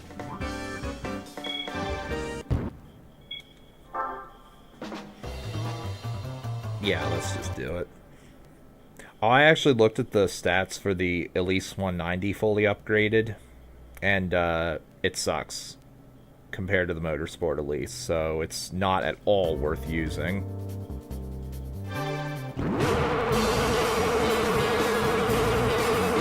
Its max horsepower is like 230 or some crap, compared to this vehicle's like 285.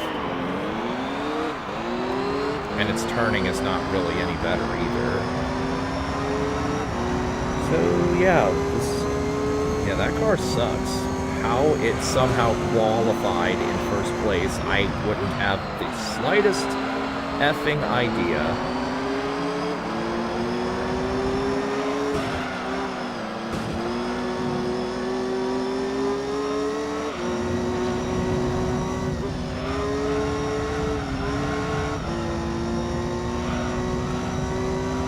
Use the spin car at some point.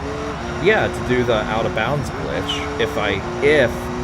If it's as easy to get out of bounds in Seattle as it is with the road car variant, yeah, I'll use the spin car for that. The race car variant. Like, the road car variant does not have the parts necessary to do a wheelie. The spin car does. Or the race car does. But it was a lot easier to go out of bounds with the road car variant than it was with the Suzuki.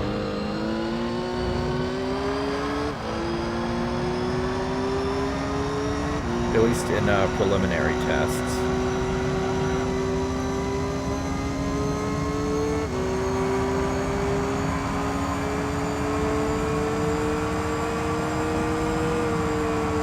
Oh, not on championships?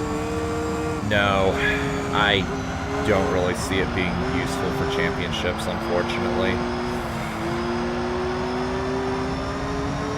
It's like, the problem is, the acceleration is not all there, and the turning is not all there. The top speed is good, though. It's like it's not as fast as the Suzuki, but it definitely handles better than the Suzuki. So, like, it might be better in the other races in the tournament. And to be fair, the Monaco 78 laps is probably the hardest race in the game, like, individually speaking, because I do hear that the AI gets better in the later races of any given tournament. Like, within reason, of course, so, you know, maybe it would be good for the other races, I don't know, but I'm not about to test it. I'll stick to what I know.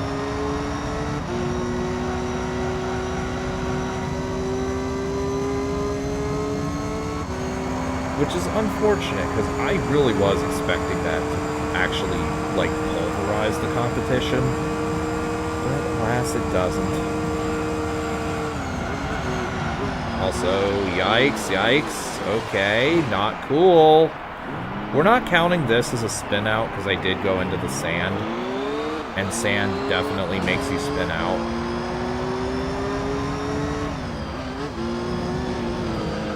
God damn it. I hate this car.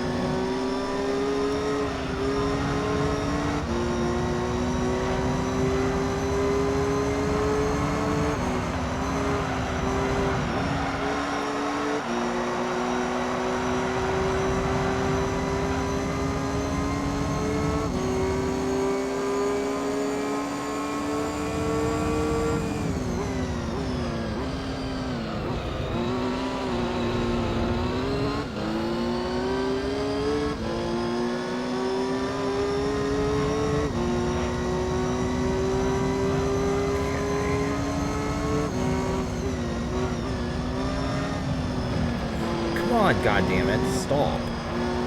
Please.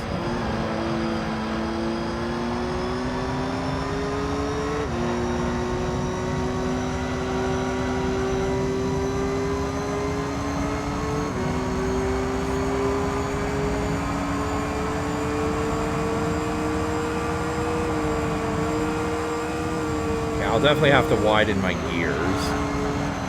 Because if I'm hitting top speed now, there's a very real chance I'll be hitting top speed in later races.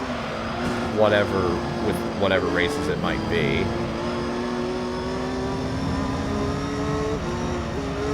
For the record, I do not, like, memorize what races are in each tournament, because that's just pointless. The only time where I ever do is if it's Super Speedway early on in the game. Like, before winning the endurance races. Obviously, once I win endurance races, money ceases to matter.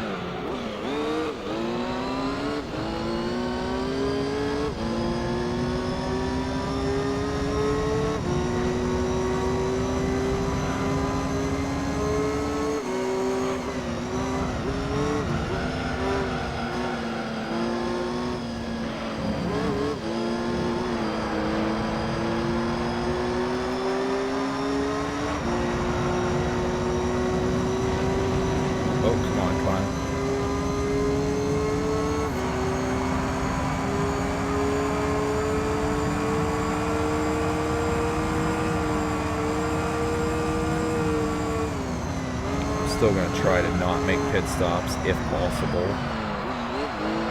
I know I'm racing with hard tires or slick tires because I do want to do these without making a pit stop if possible. I think the AI will make one pit stop per race.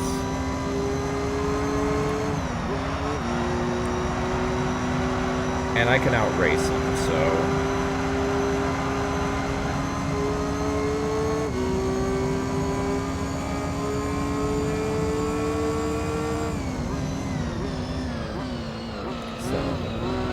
Oh my god. Fuck this car. Okay, that's 2.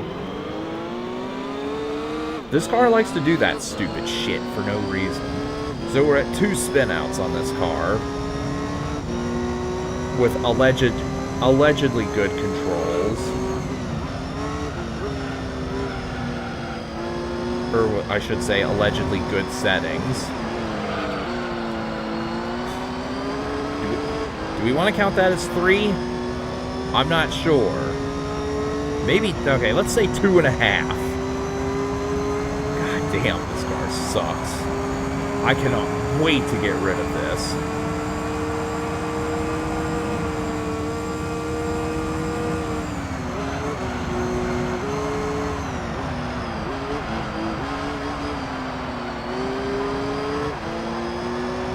So if that happens at a bad time, I'm probably going to lose the race. Not only lose the race, but finish in a really bad position. Like 4th or lower. And before you ask, maybe I could re-roll. I could have re-rolled the tournament for all at least 190s or something. Fuck that. Fuck that. And also, I'm not entirely sure what the chances of that are.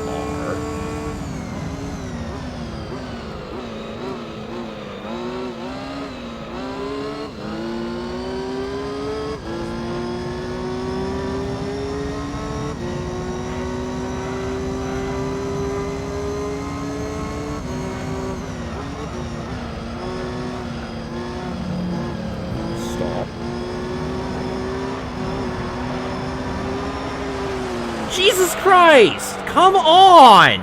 What the fuck is this? Alright, that's 3.5. God damn!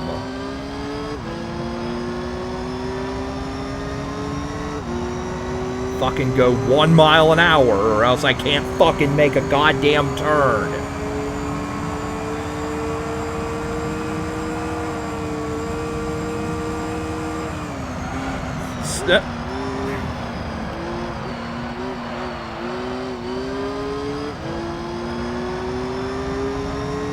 Needless to say, I'm pissed. So yeah, we'll say 2.5 on this one race, because this car is so bad. No, this car is just bad. It did this shit in the race I did off screen too.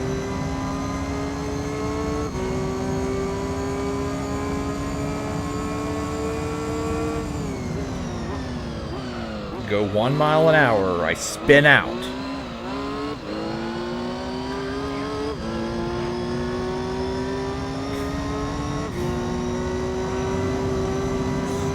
Stop.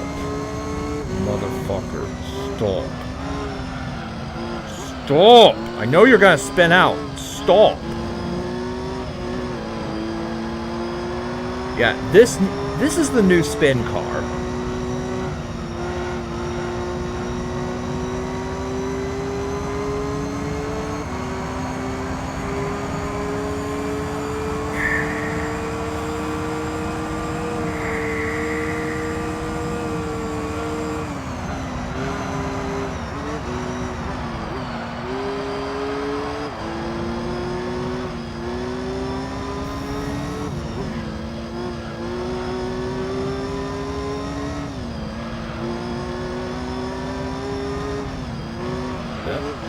Go more than like 20 miles an hour or else I spin the fuck out for no reason, man.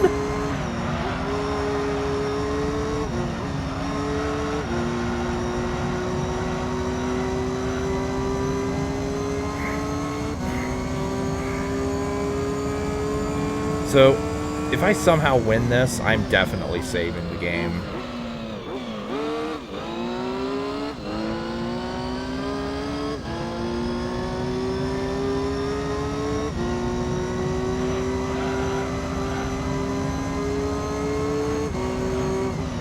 No reason for this car to be so fucking stupid.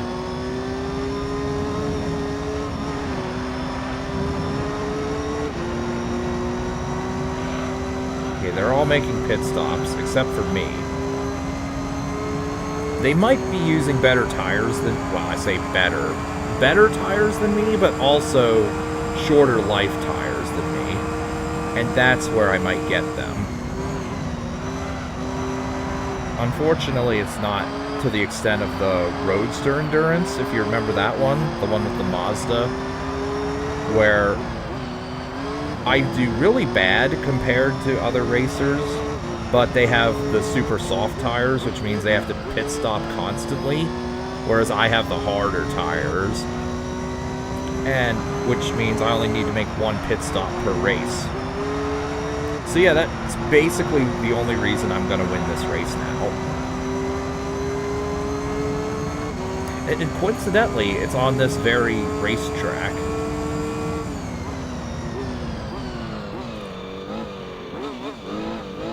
At least the Mazda that I use doesn't control like ass.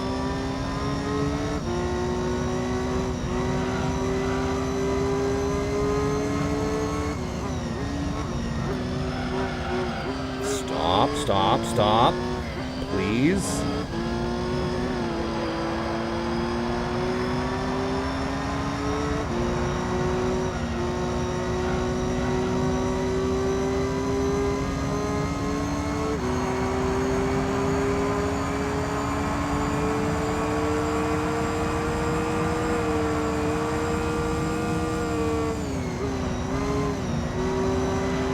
I may want to get better performing front tires because, like, you can tell my front tires are not wearing out as fast as my back tires.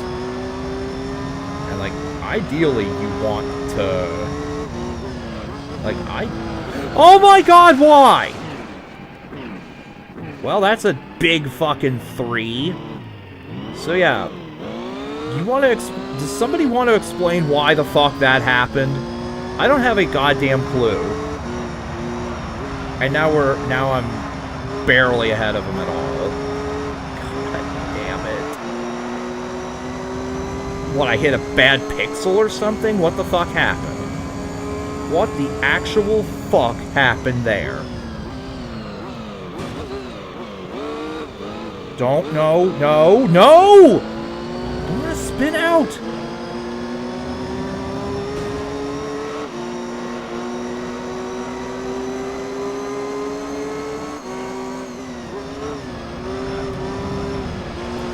See, it wants to spin out again! Stop! Oh, I'm just gonna spin for no fucking reason. Fuck you! You are not spinning out, god damn it! You are gonna finish this goddamn race. You are going to win this tournament for me, you piece of shit.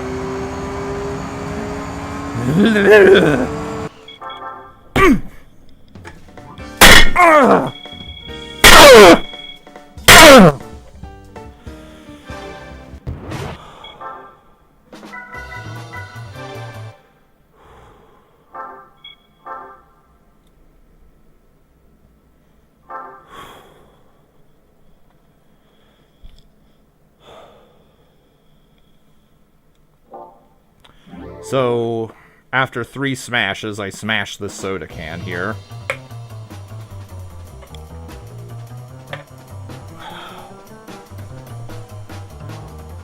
One more and I could probably flatten the thing completely.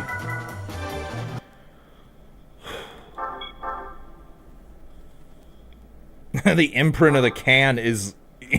I can see the imprint of the edge of the can inside my hand right now.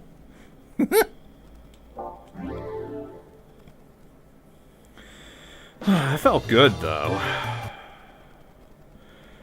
Whew.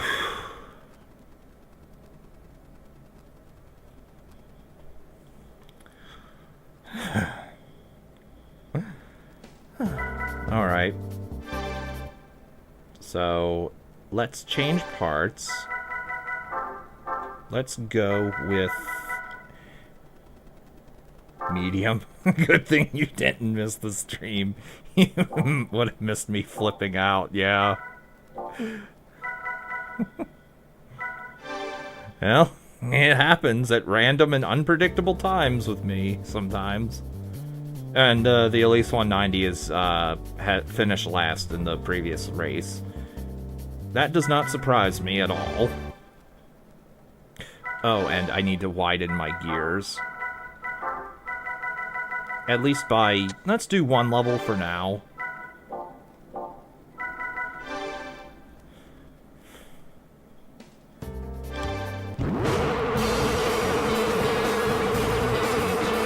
I have to listen to that back and hear how the can smashing sounded on in the VOD. The last rage is on the Super license, yeah.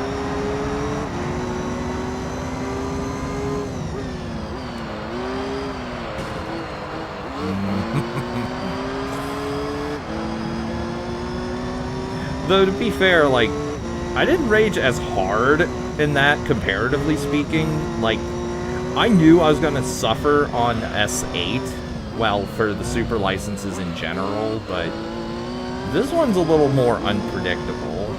Or, well, I shouldn't say unpredictable, like, I didn't expect this one to be as horrible as it was. So, what's the total count of spinning out?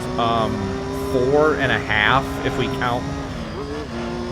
I'm going to count that 1 spin out in the previous race to be a half of 1. You spin cars, GT6, the Aventura, so annoying. You go very fast. You can't go very fast because the car will spin, yeah.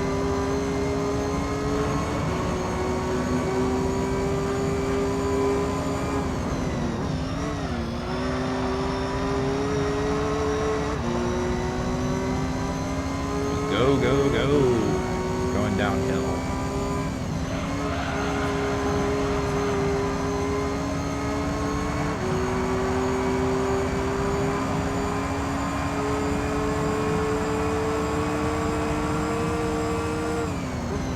think I found like a good balance for gear settings.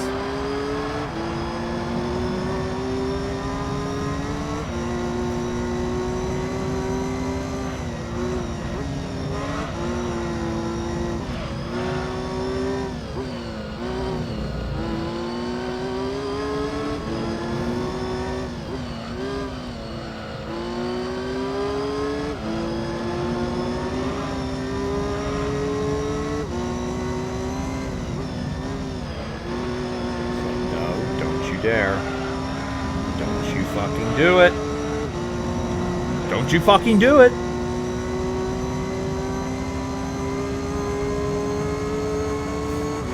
I don't know how noticeable it was, but this car definitely wanted to spin the fuck out there. And it would have had I not controlled it.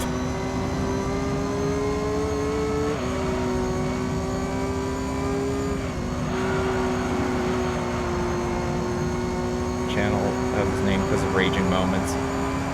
Yeah, and I wanted to be kind of like when I made this account a good like almost 9 years ago now, I wanted to be one who was not afraid to flip the fuck out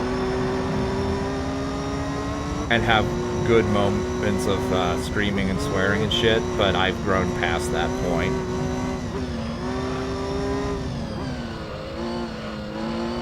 I was... How old was I when I made this account?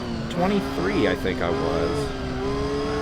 Because I always found like intense raging channels funny for the most part. And there are some exceptions where they go too far. Like what's the one speedrunner? Frame Perfection.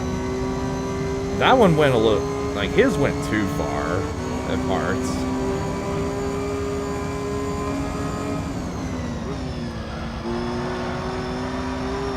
But if I had to do that again, I would name myself something else. Maybe just TRG, I don't know. But yeah. I wanted to have my last numbers being 93, which is the year I was born, but that was already taken apparently. So, yeah.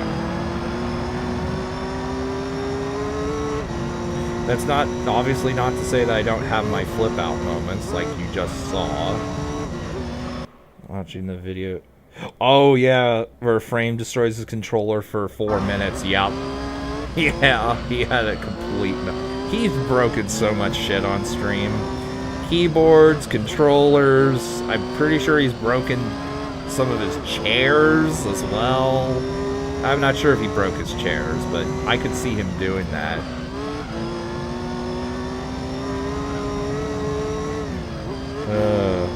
Like...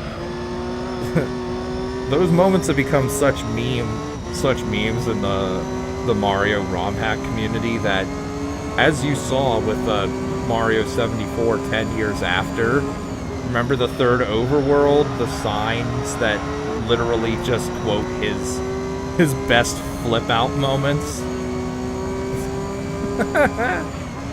Like, I'm pretty sure all of those were references to him.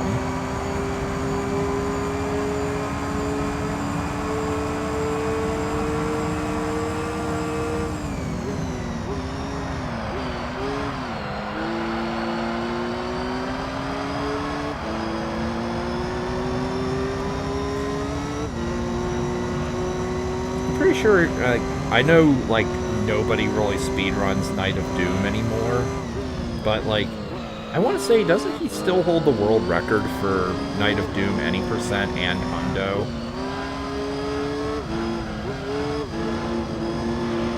I think he does. That and the eyeball one is the best. Oh yeah, the eyeball one. Yes! I know which one you're talking about. Where the eyeball refused to die. And he lost his shit over it. Oh. Stan SM64 might hold world record. He might. I haven't looked recently. But Either way, like, the Night of Doom world record for Hundo is like 11 hours plus, I think. Or Cartoon Buffoon, maybe. But then again, that might not be the case anymore, because I'm pretty sure Treasure World's world record is like 10 hours. And Tsunk's Dream Reds are far harder than anything in Night of Doom. Yeah, if you would look, that would actually be appreciated, because I am curious now that the topic has been brought up by me.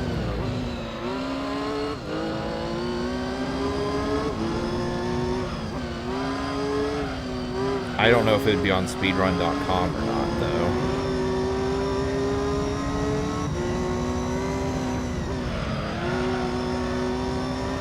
Oh wait, that one task of the Night of Doom is amazing to watch. By the one task, I mean the 100% that does all of that gets all the stars in like 3.5 hours. Apparently it's not even close to optimized, but it's still impressive as hell to watch.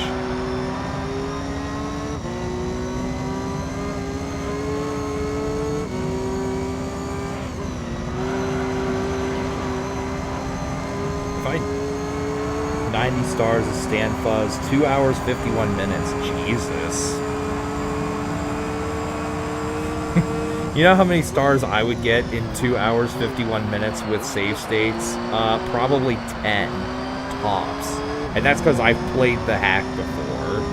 At least halfway through. I think I got exactly 76 out of 152 stars, and then I lost interest. 152 is... Jesus Christ! 8 hours 54 minutes? Holy shit! That's impressive that somebody can actually get all 152 stars of that hack in that amount of time. And by comparison... Oh, that car wanted to spin out. Frame is 4th in 90 stars, 3 hours, 46 minutes. Ah, okay. Out of curiosity, does Frame Perfection still stream, or did he stop?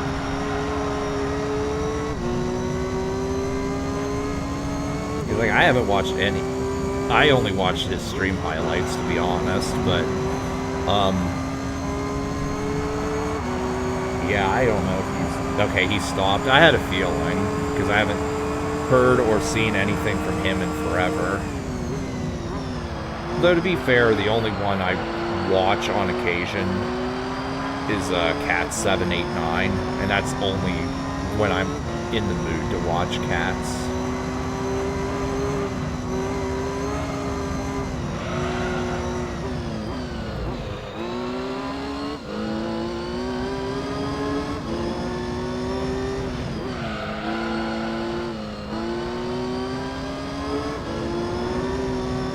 I was watching, years ago, I used to watch Frit Frat, aka Envic7, but he stopped streaming years ago as well. I'm not called the Raging Gamer for nothing, yeah.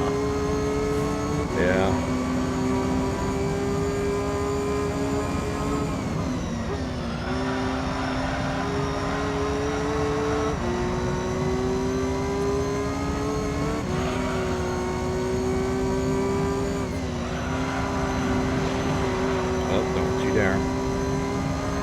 This one's going a lot better. I don't know why this one is going a lot better than the previous race.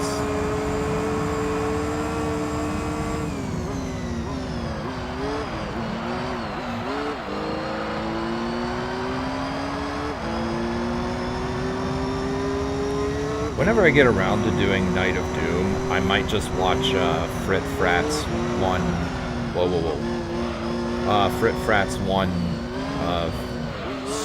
video of getting all the stars in the Extinct Volcano Lagoon level, which is the underwater level with bubbas everywhere, because that was one of the reasons I gave up that hack, because I don't like underwater maze levels. I know I mentioned this a stream or two ago for one of the previous Gran Turismo segments. But that's the reason I didn't play much of that one Tomb Raider game I played years ago. Because it starts you at a level that has underwater shit in it. And, yeah, I don't want to bother with that. Fred Pratt was the first one to finish 74E and Night of Doom. Okay, I know he did... Oh, you mean Save Stateless. Yeah, I do know. Yeah, I remember that. Oh, I was gonna say, it's impressive to think that somebody did all 152 stars in 8 hours, 54 minutes. Like, when you compare the world record of 74 Extreme Edition, 157 stars, I think that world record is like 3 hours 30 or something.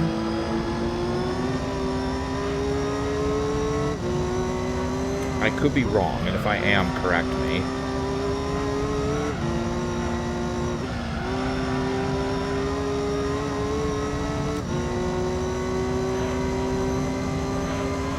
I want to say Frit Frat was one of the first people to speedrun Night of Doom, just in general. And back then, the 90-star record was like 9 hours.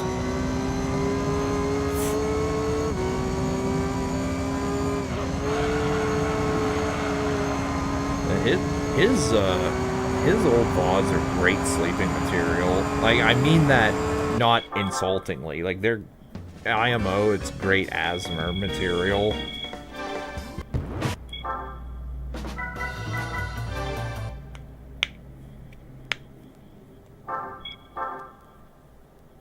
Oh, Frit Frat did a lot of 74 Extreme as well. So I actually didn't know he did much streaming of that. I just know Night of Doom.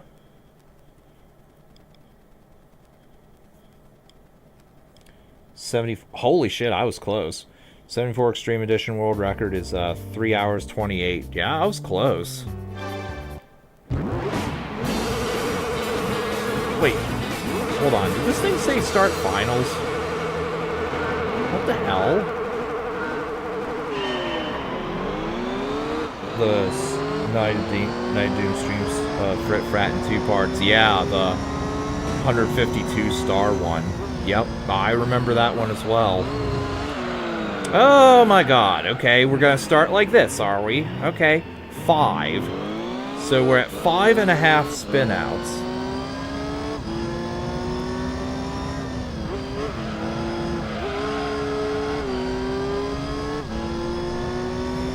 Well, all I need to do is finish the race in like 2nd or something, and I guarantee that I've won.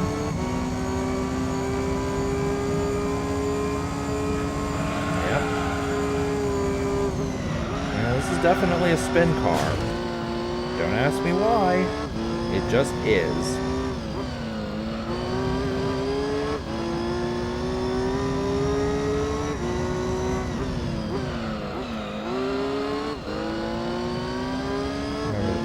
Star.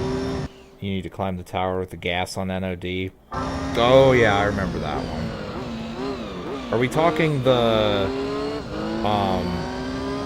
I forget what the level's called, but are we talking the one where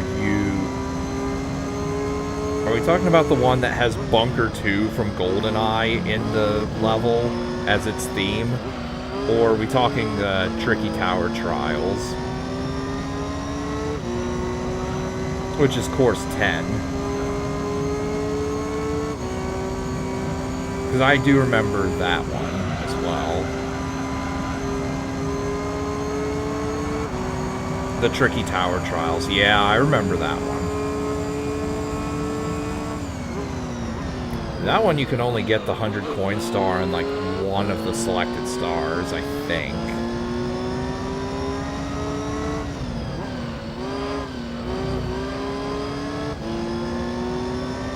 Level's really hard and the other really bad on the OG game. Oh yeah, the whole atrocious camera. Holy shit. Like, I would play an updated version of that, of Night of Doom, except for the fact that it changes the metal cap theme and the wing cap theme, I think, to complete dog shit, basically. Yeah, the camera is awful in the original Night of Doom. Like, not as bad as 74 Extreme Edition, but it's still really bad.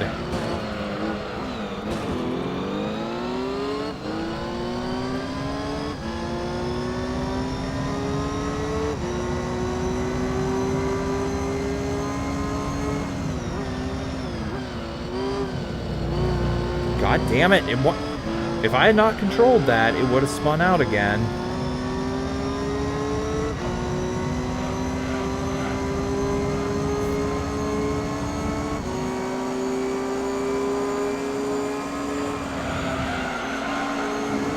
Come on, damn it. Go faster. Do better. It's your fault you're 5th in the first place, you stupid fucking vehicle. Yeah, fuck you. Yeah, fuck you too.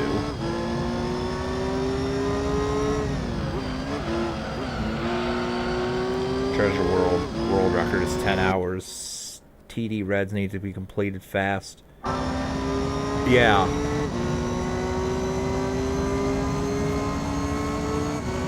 Yeah. Out of curiosity, do people go into Sunk's Dream out of bounds, or not out of bounds, but like, do they clip through the wall, or do they genuinely get 125 stars, or how many stars do you need to enter that stage? Is it 125? I think it was. Like, do people get 125 stars and then go for the Sunk's Dream Reds, or how do they do that? 125, yes, okay. Because, like, I would think, if it's possible to clip through the door, I would clip through the door and get to Sunk's Dream Reds out of the way early, and then focus on the rest of the run. Oh, they do? Okay. Oh, they do clip into the door? Okay, yeah. Like, it would really suck to get, let's say, 5 hours. Can't use the star display to access and speedrun. But anyway, it would really suck to get like 5 hours into a good run and then just get cucked by the hardest star in the game. Needless to say, you would obviously go for TD Reds first, because yeah, I very, very much remember that took me 2 hours to do with save states and watching GN97's save stateless run of that.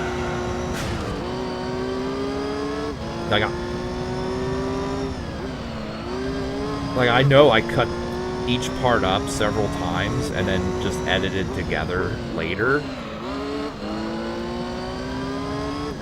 Because I know you can I'm pretty sure you can absolutely screw yourself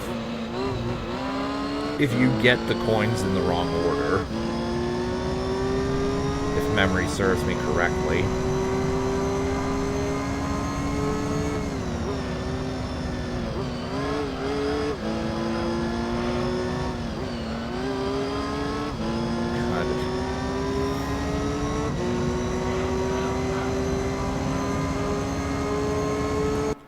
Two speedruns, look, they start, world record is 8 hours 48 minutes. Two speedruns, they start TD with 125 stars. Oh geez. Okay, so yeah, they really do that, huh? Ooh, there might not be a way to clip into the door then.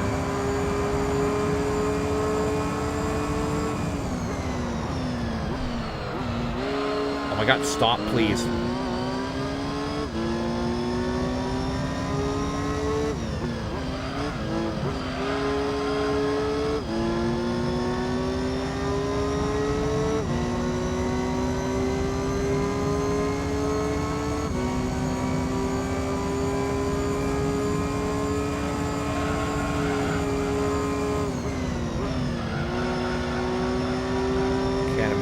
hitting that star again and fast, yeah.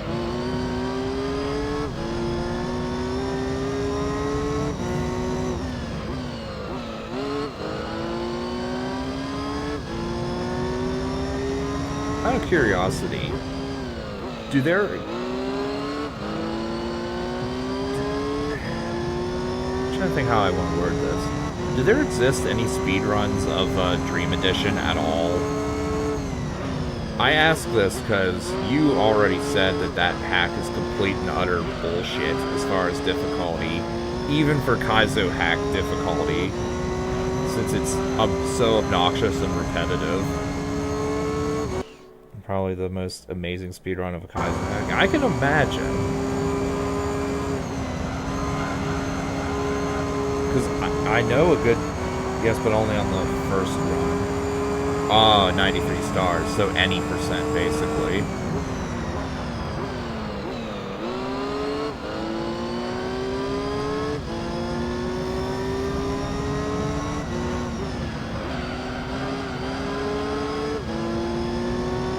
Like, looking back, I would absolutely not have finished Treasure World if I started it today. There was a lot of rage in that LP, for sure. And some of which I did edit out. Or just not show. Second run has a lot of stars that are harder, completely impossible. Yeah. Might explain why last time I checked, Cats only had like, I say only, but he had like 120 stars save stateless in the bank. Which is a shame, because some of the, like, the one course I seen him do, the Ramby's Reverie, I think it's called, has a really, really awesome soundtrack.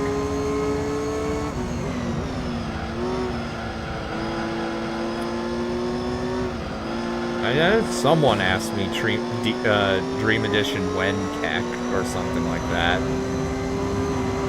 I forget what my response was. What section I raged off screen? I definitely did with the Trash Coast one of the bad camera angle wall jumps. Like, I ended up scrapping an entire segment because I couldn't fucking do that jump.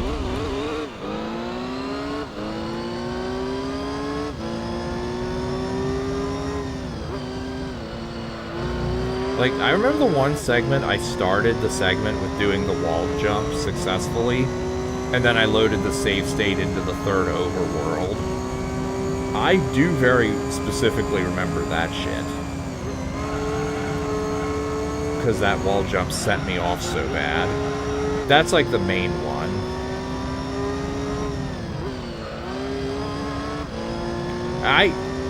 I still believe that that hack is completely impossible to 100% blind.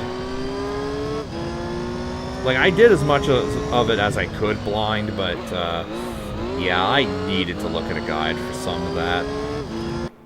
Yeah, this section needs to go fast and really straight, yeah.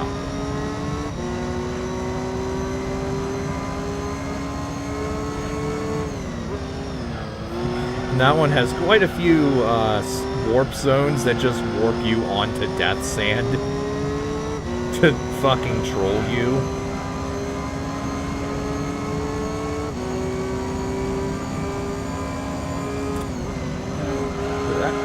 Needless to say, they did that just to fuck with people. Good example of doing blindness course 10. Actually, I didn't know. I do course 10 mostly blind. Like, you definitely have to figure out what you're doing in course 10. I forget if I... Like, I know whenever I look stuff up, I say I looked stuff up. That level had the most amazing soundtrack, holy shit. The houses are the same, yeah.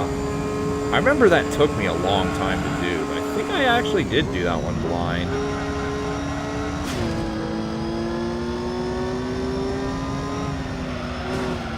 Though I don't remember, I'd have to rewatch the LP.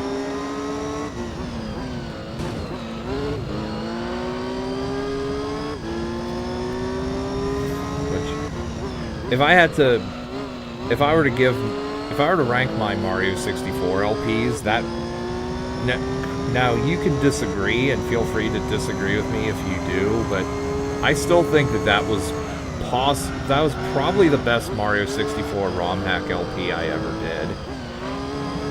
And probably the best one I ever will do, to be honest.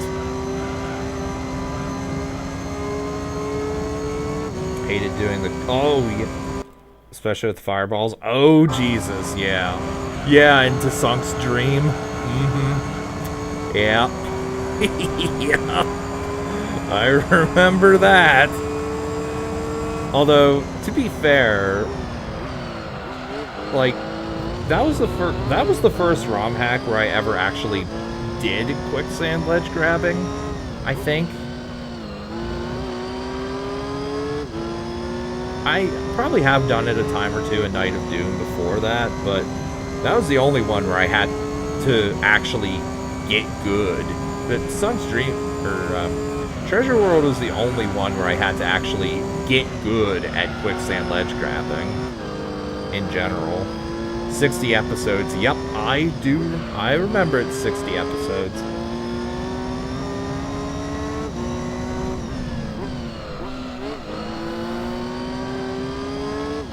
I do love that it ended on an even 60 episodes.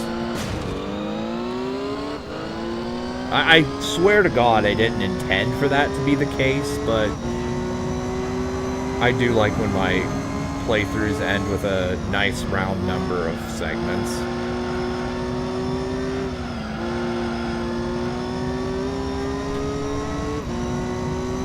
Hey honey, what's up?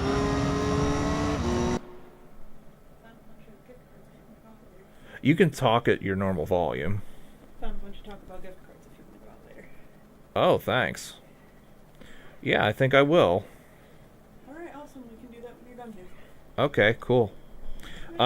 Could you hear her on the microphone? If you can, that's actually good. If you could hear exactly what she said, then that's perfect.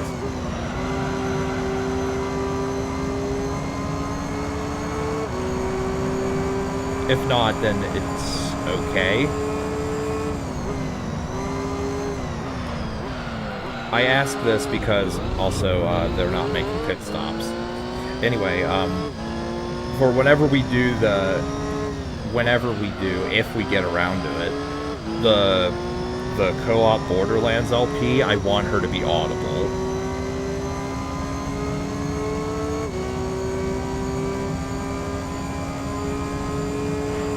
Like, with the Resident Evil 5 co-op LP, I had my microphone boost set way higher than I do now in the audio console. But if I set the microphone boost to those same settings on this computer, then my voice is just way too goddamn loud. Like in the RE5 LP. Yeah, exactly, like that. Like, I know she wasn't as audible just now as she was in that playthrough because she was sitting right beside me when I did that playthrough, and I'll admit to being a toxic asshole at times. That is a character flaw of mine, for sure.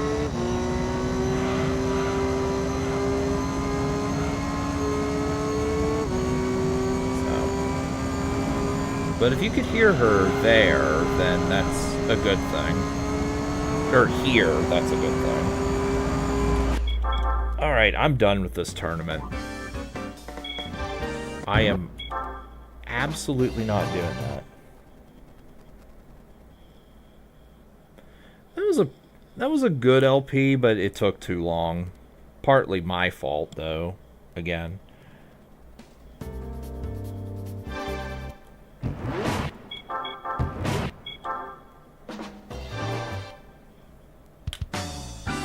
Alright. We made some good progress today.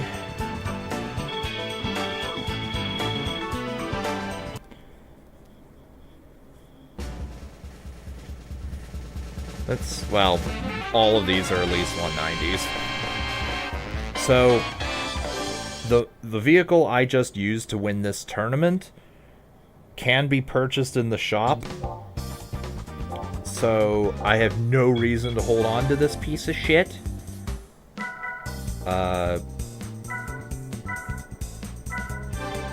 It's low. Okay, UK. I always forget what country. I always forget what country these are from. Anyway, I'm gonna sell this car. I don't ever want to look at this car again. I don't ever want to think about this car again. And I do not want to fucking use it. There's no reason to. Righto. So, next time I stream this game, whenever that will be... Cup Racer... Okay. So, I looked at the Clio Trophy awards.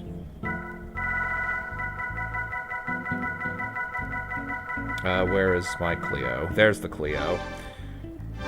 So, a bunch of Kaizos if I want. Night of Doom, SM74, and Intense Challenge. I need to play, Oh, I am not playing the original Kaizo Mario 64. I refuse. I will definitely play Night of Doom one day, though, and SM74 Extreme. But that will be in due time. Sunday, have GT3. Maybe. It'll either be that or more Final Fantasy X. Whichever I feel like doing. So anyway, next time we'll be doing the Clio Trophy event. This is most definitely the best car for that. I'll do the last race I did not do in this tournament off screen. Let's see, what else is there? There's this, and there's this. And then there's, this and this, but, yeah. We're very quickly approaching the end of the game. So yeah, well, next time we'll do the Clio tournament. And we'll probably do the GT World Championship.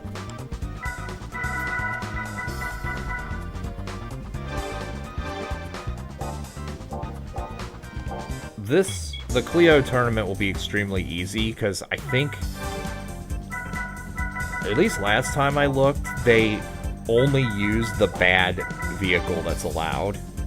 i.e. Kaizo Mario 64. It's just not well made.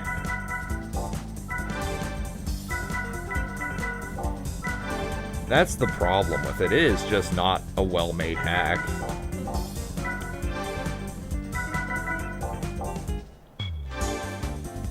Also, if I were to LP that, it would just absolutely pale in comparison to Big Dip's playthrough, because that was the most entertaining LP he ever did, in my opinion.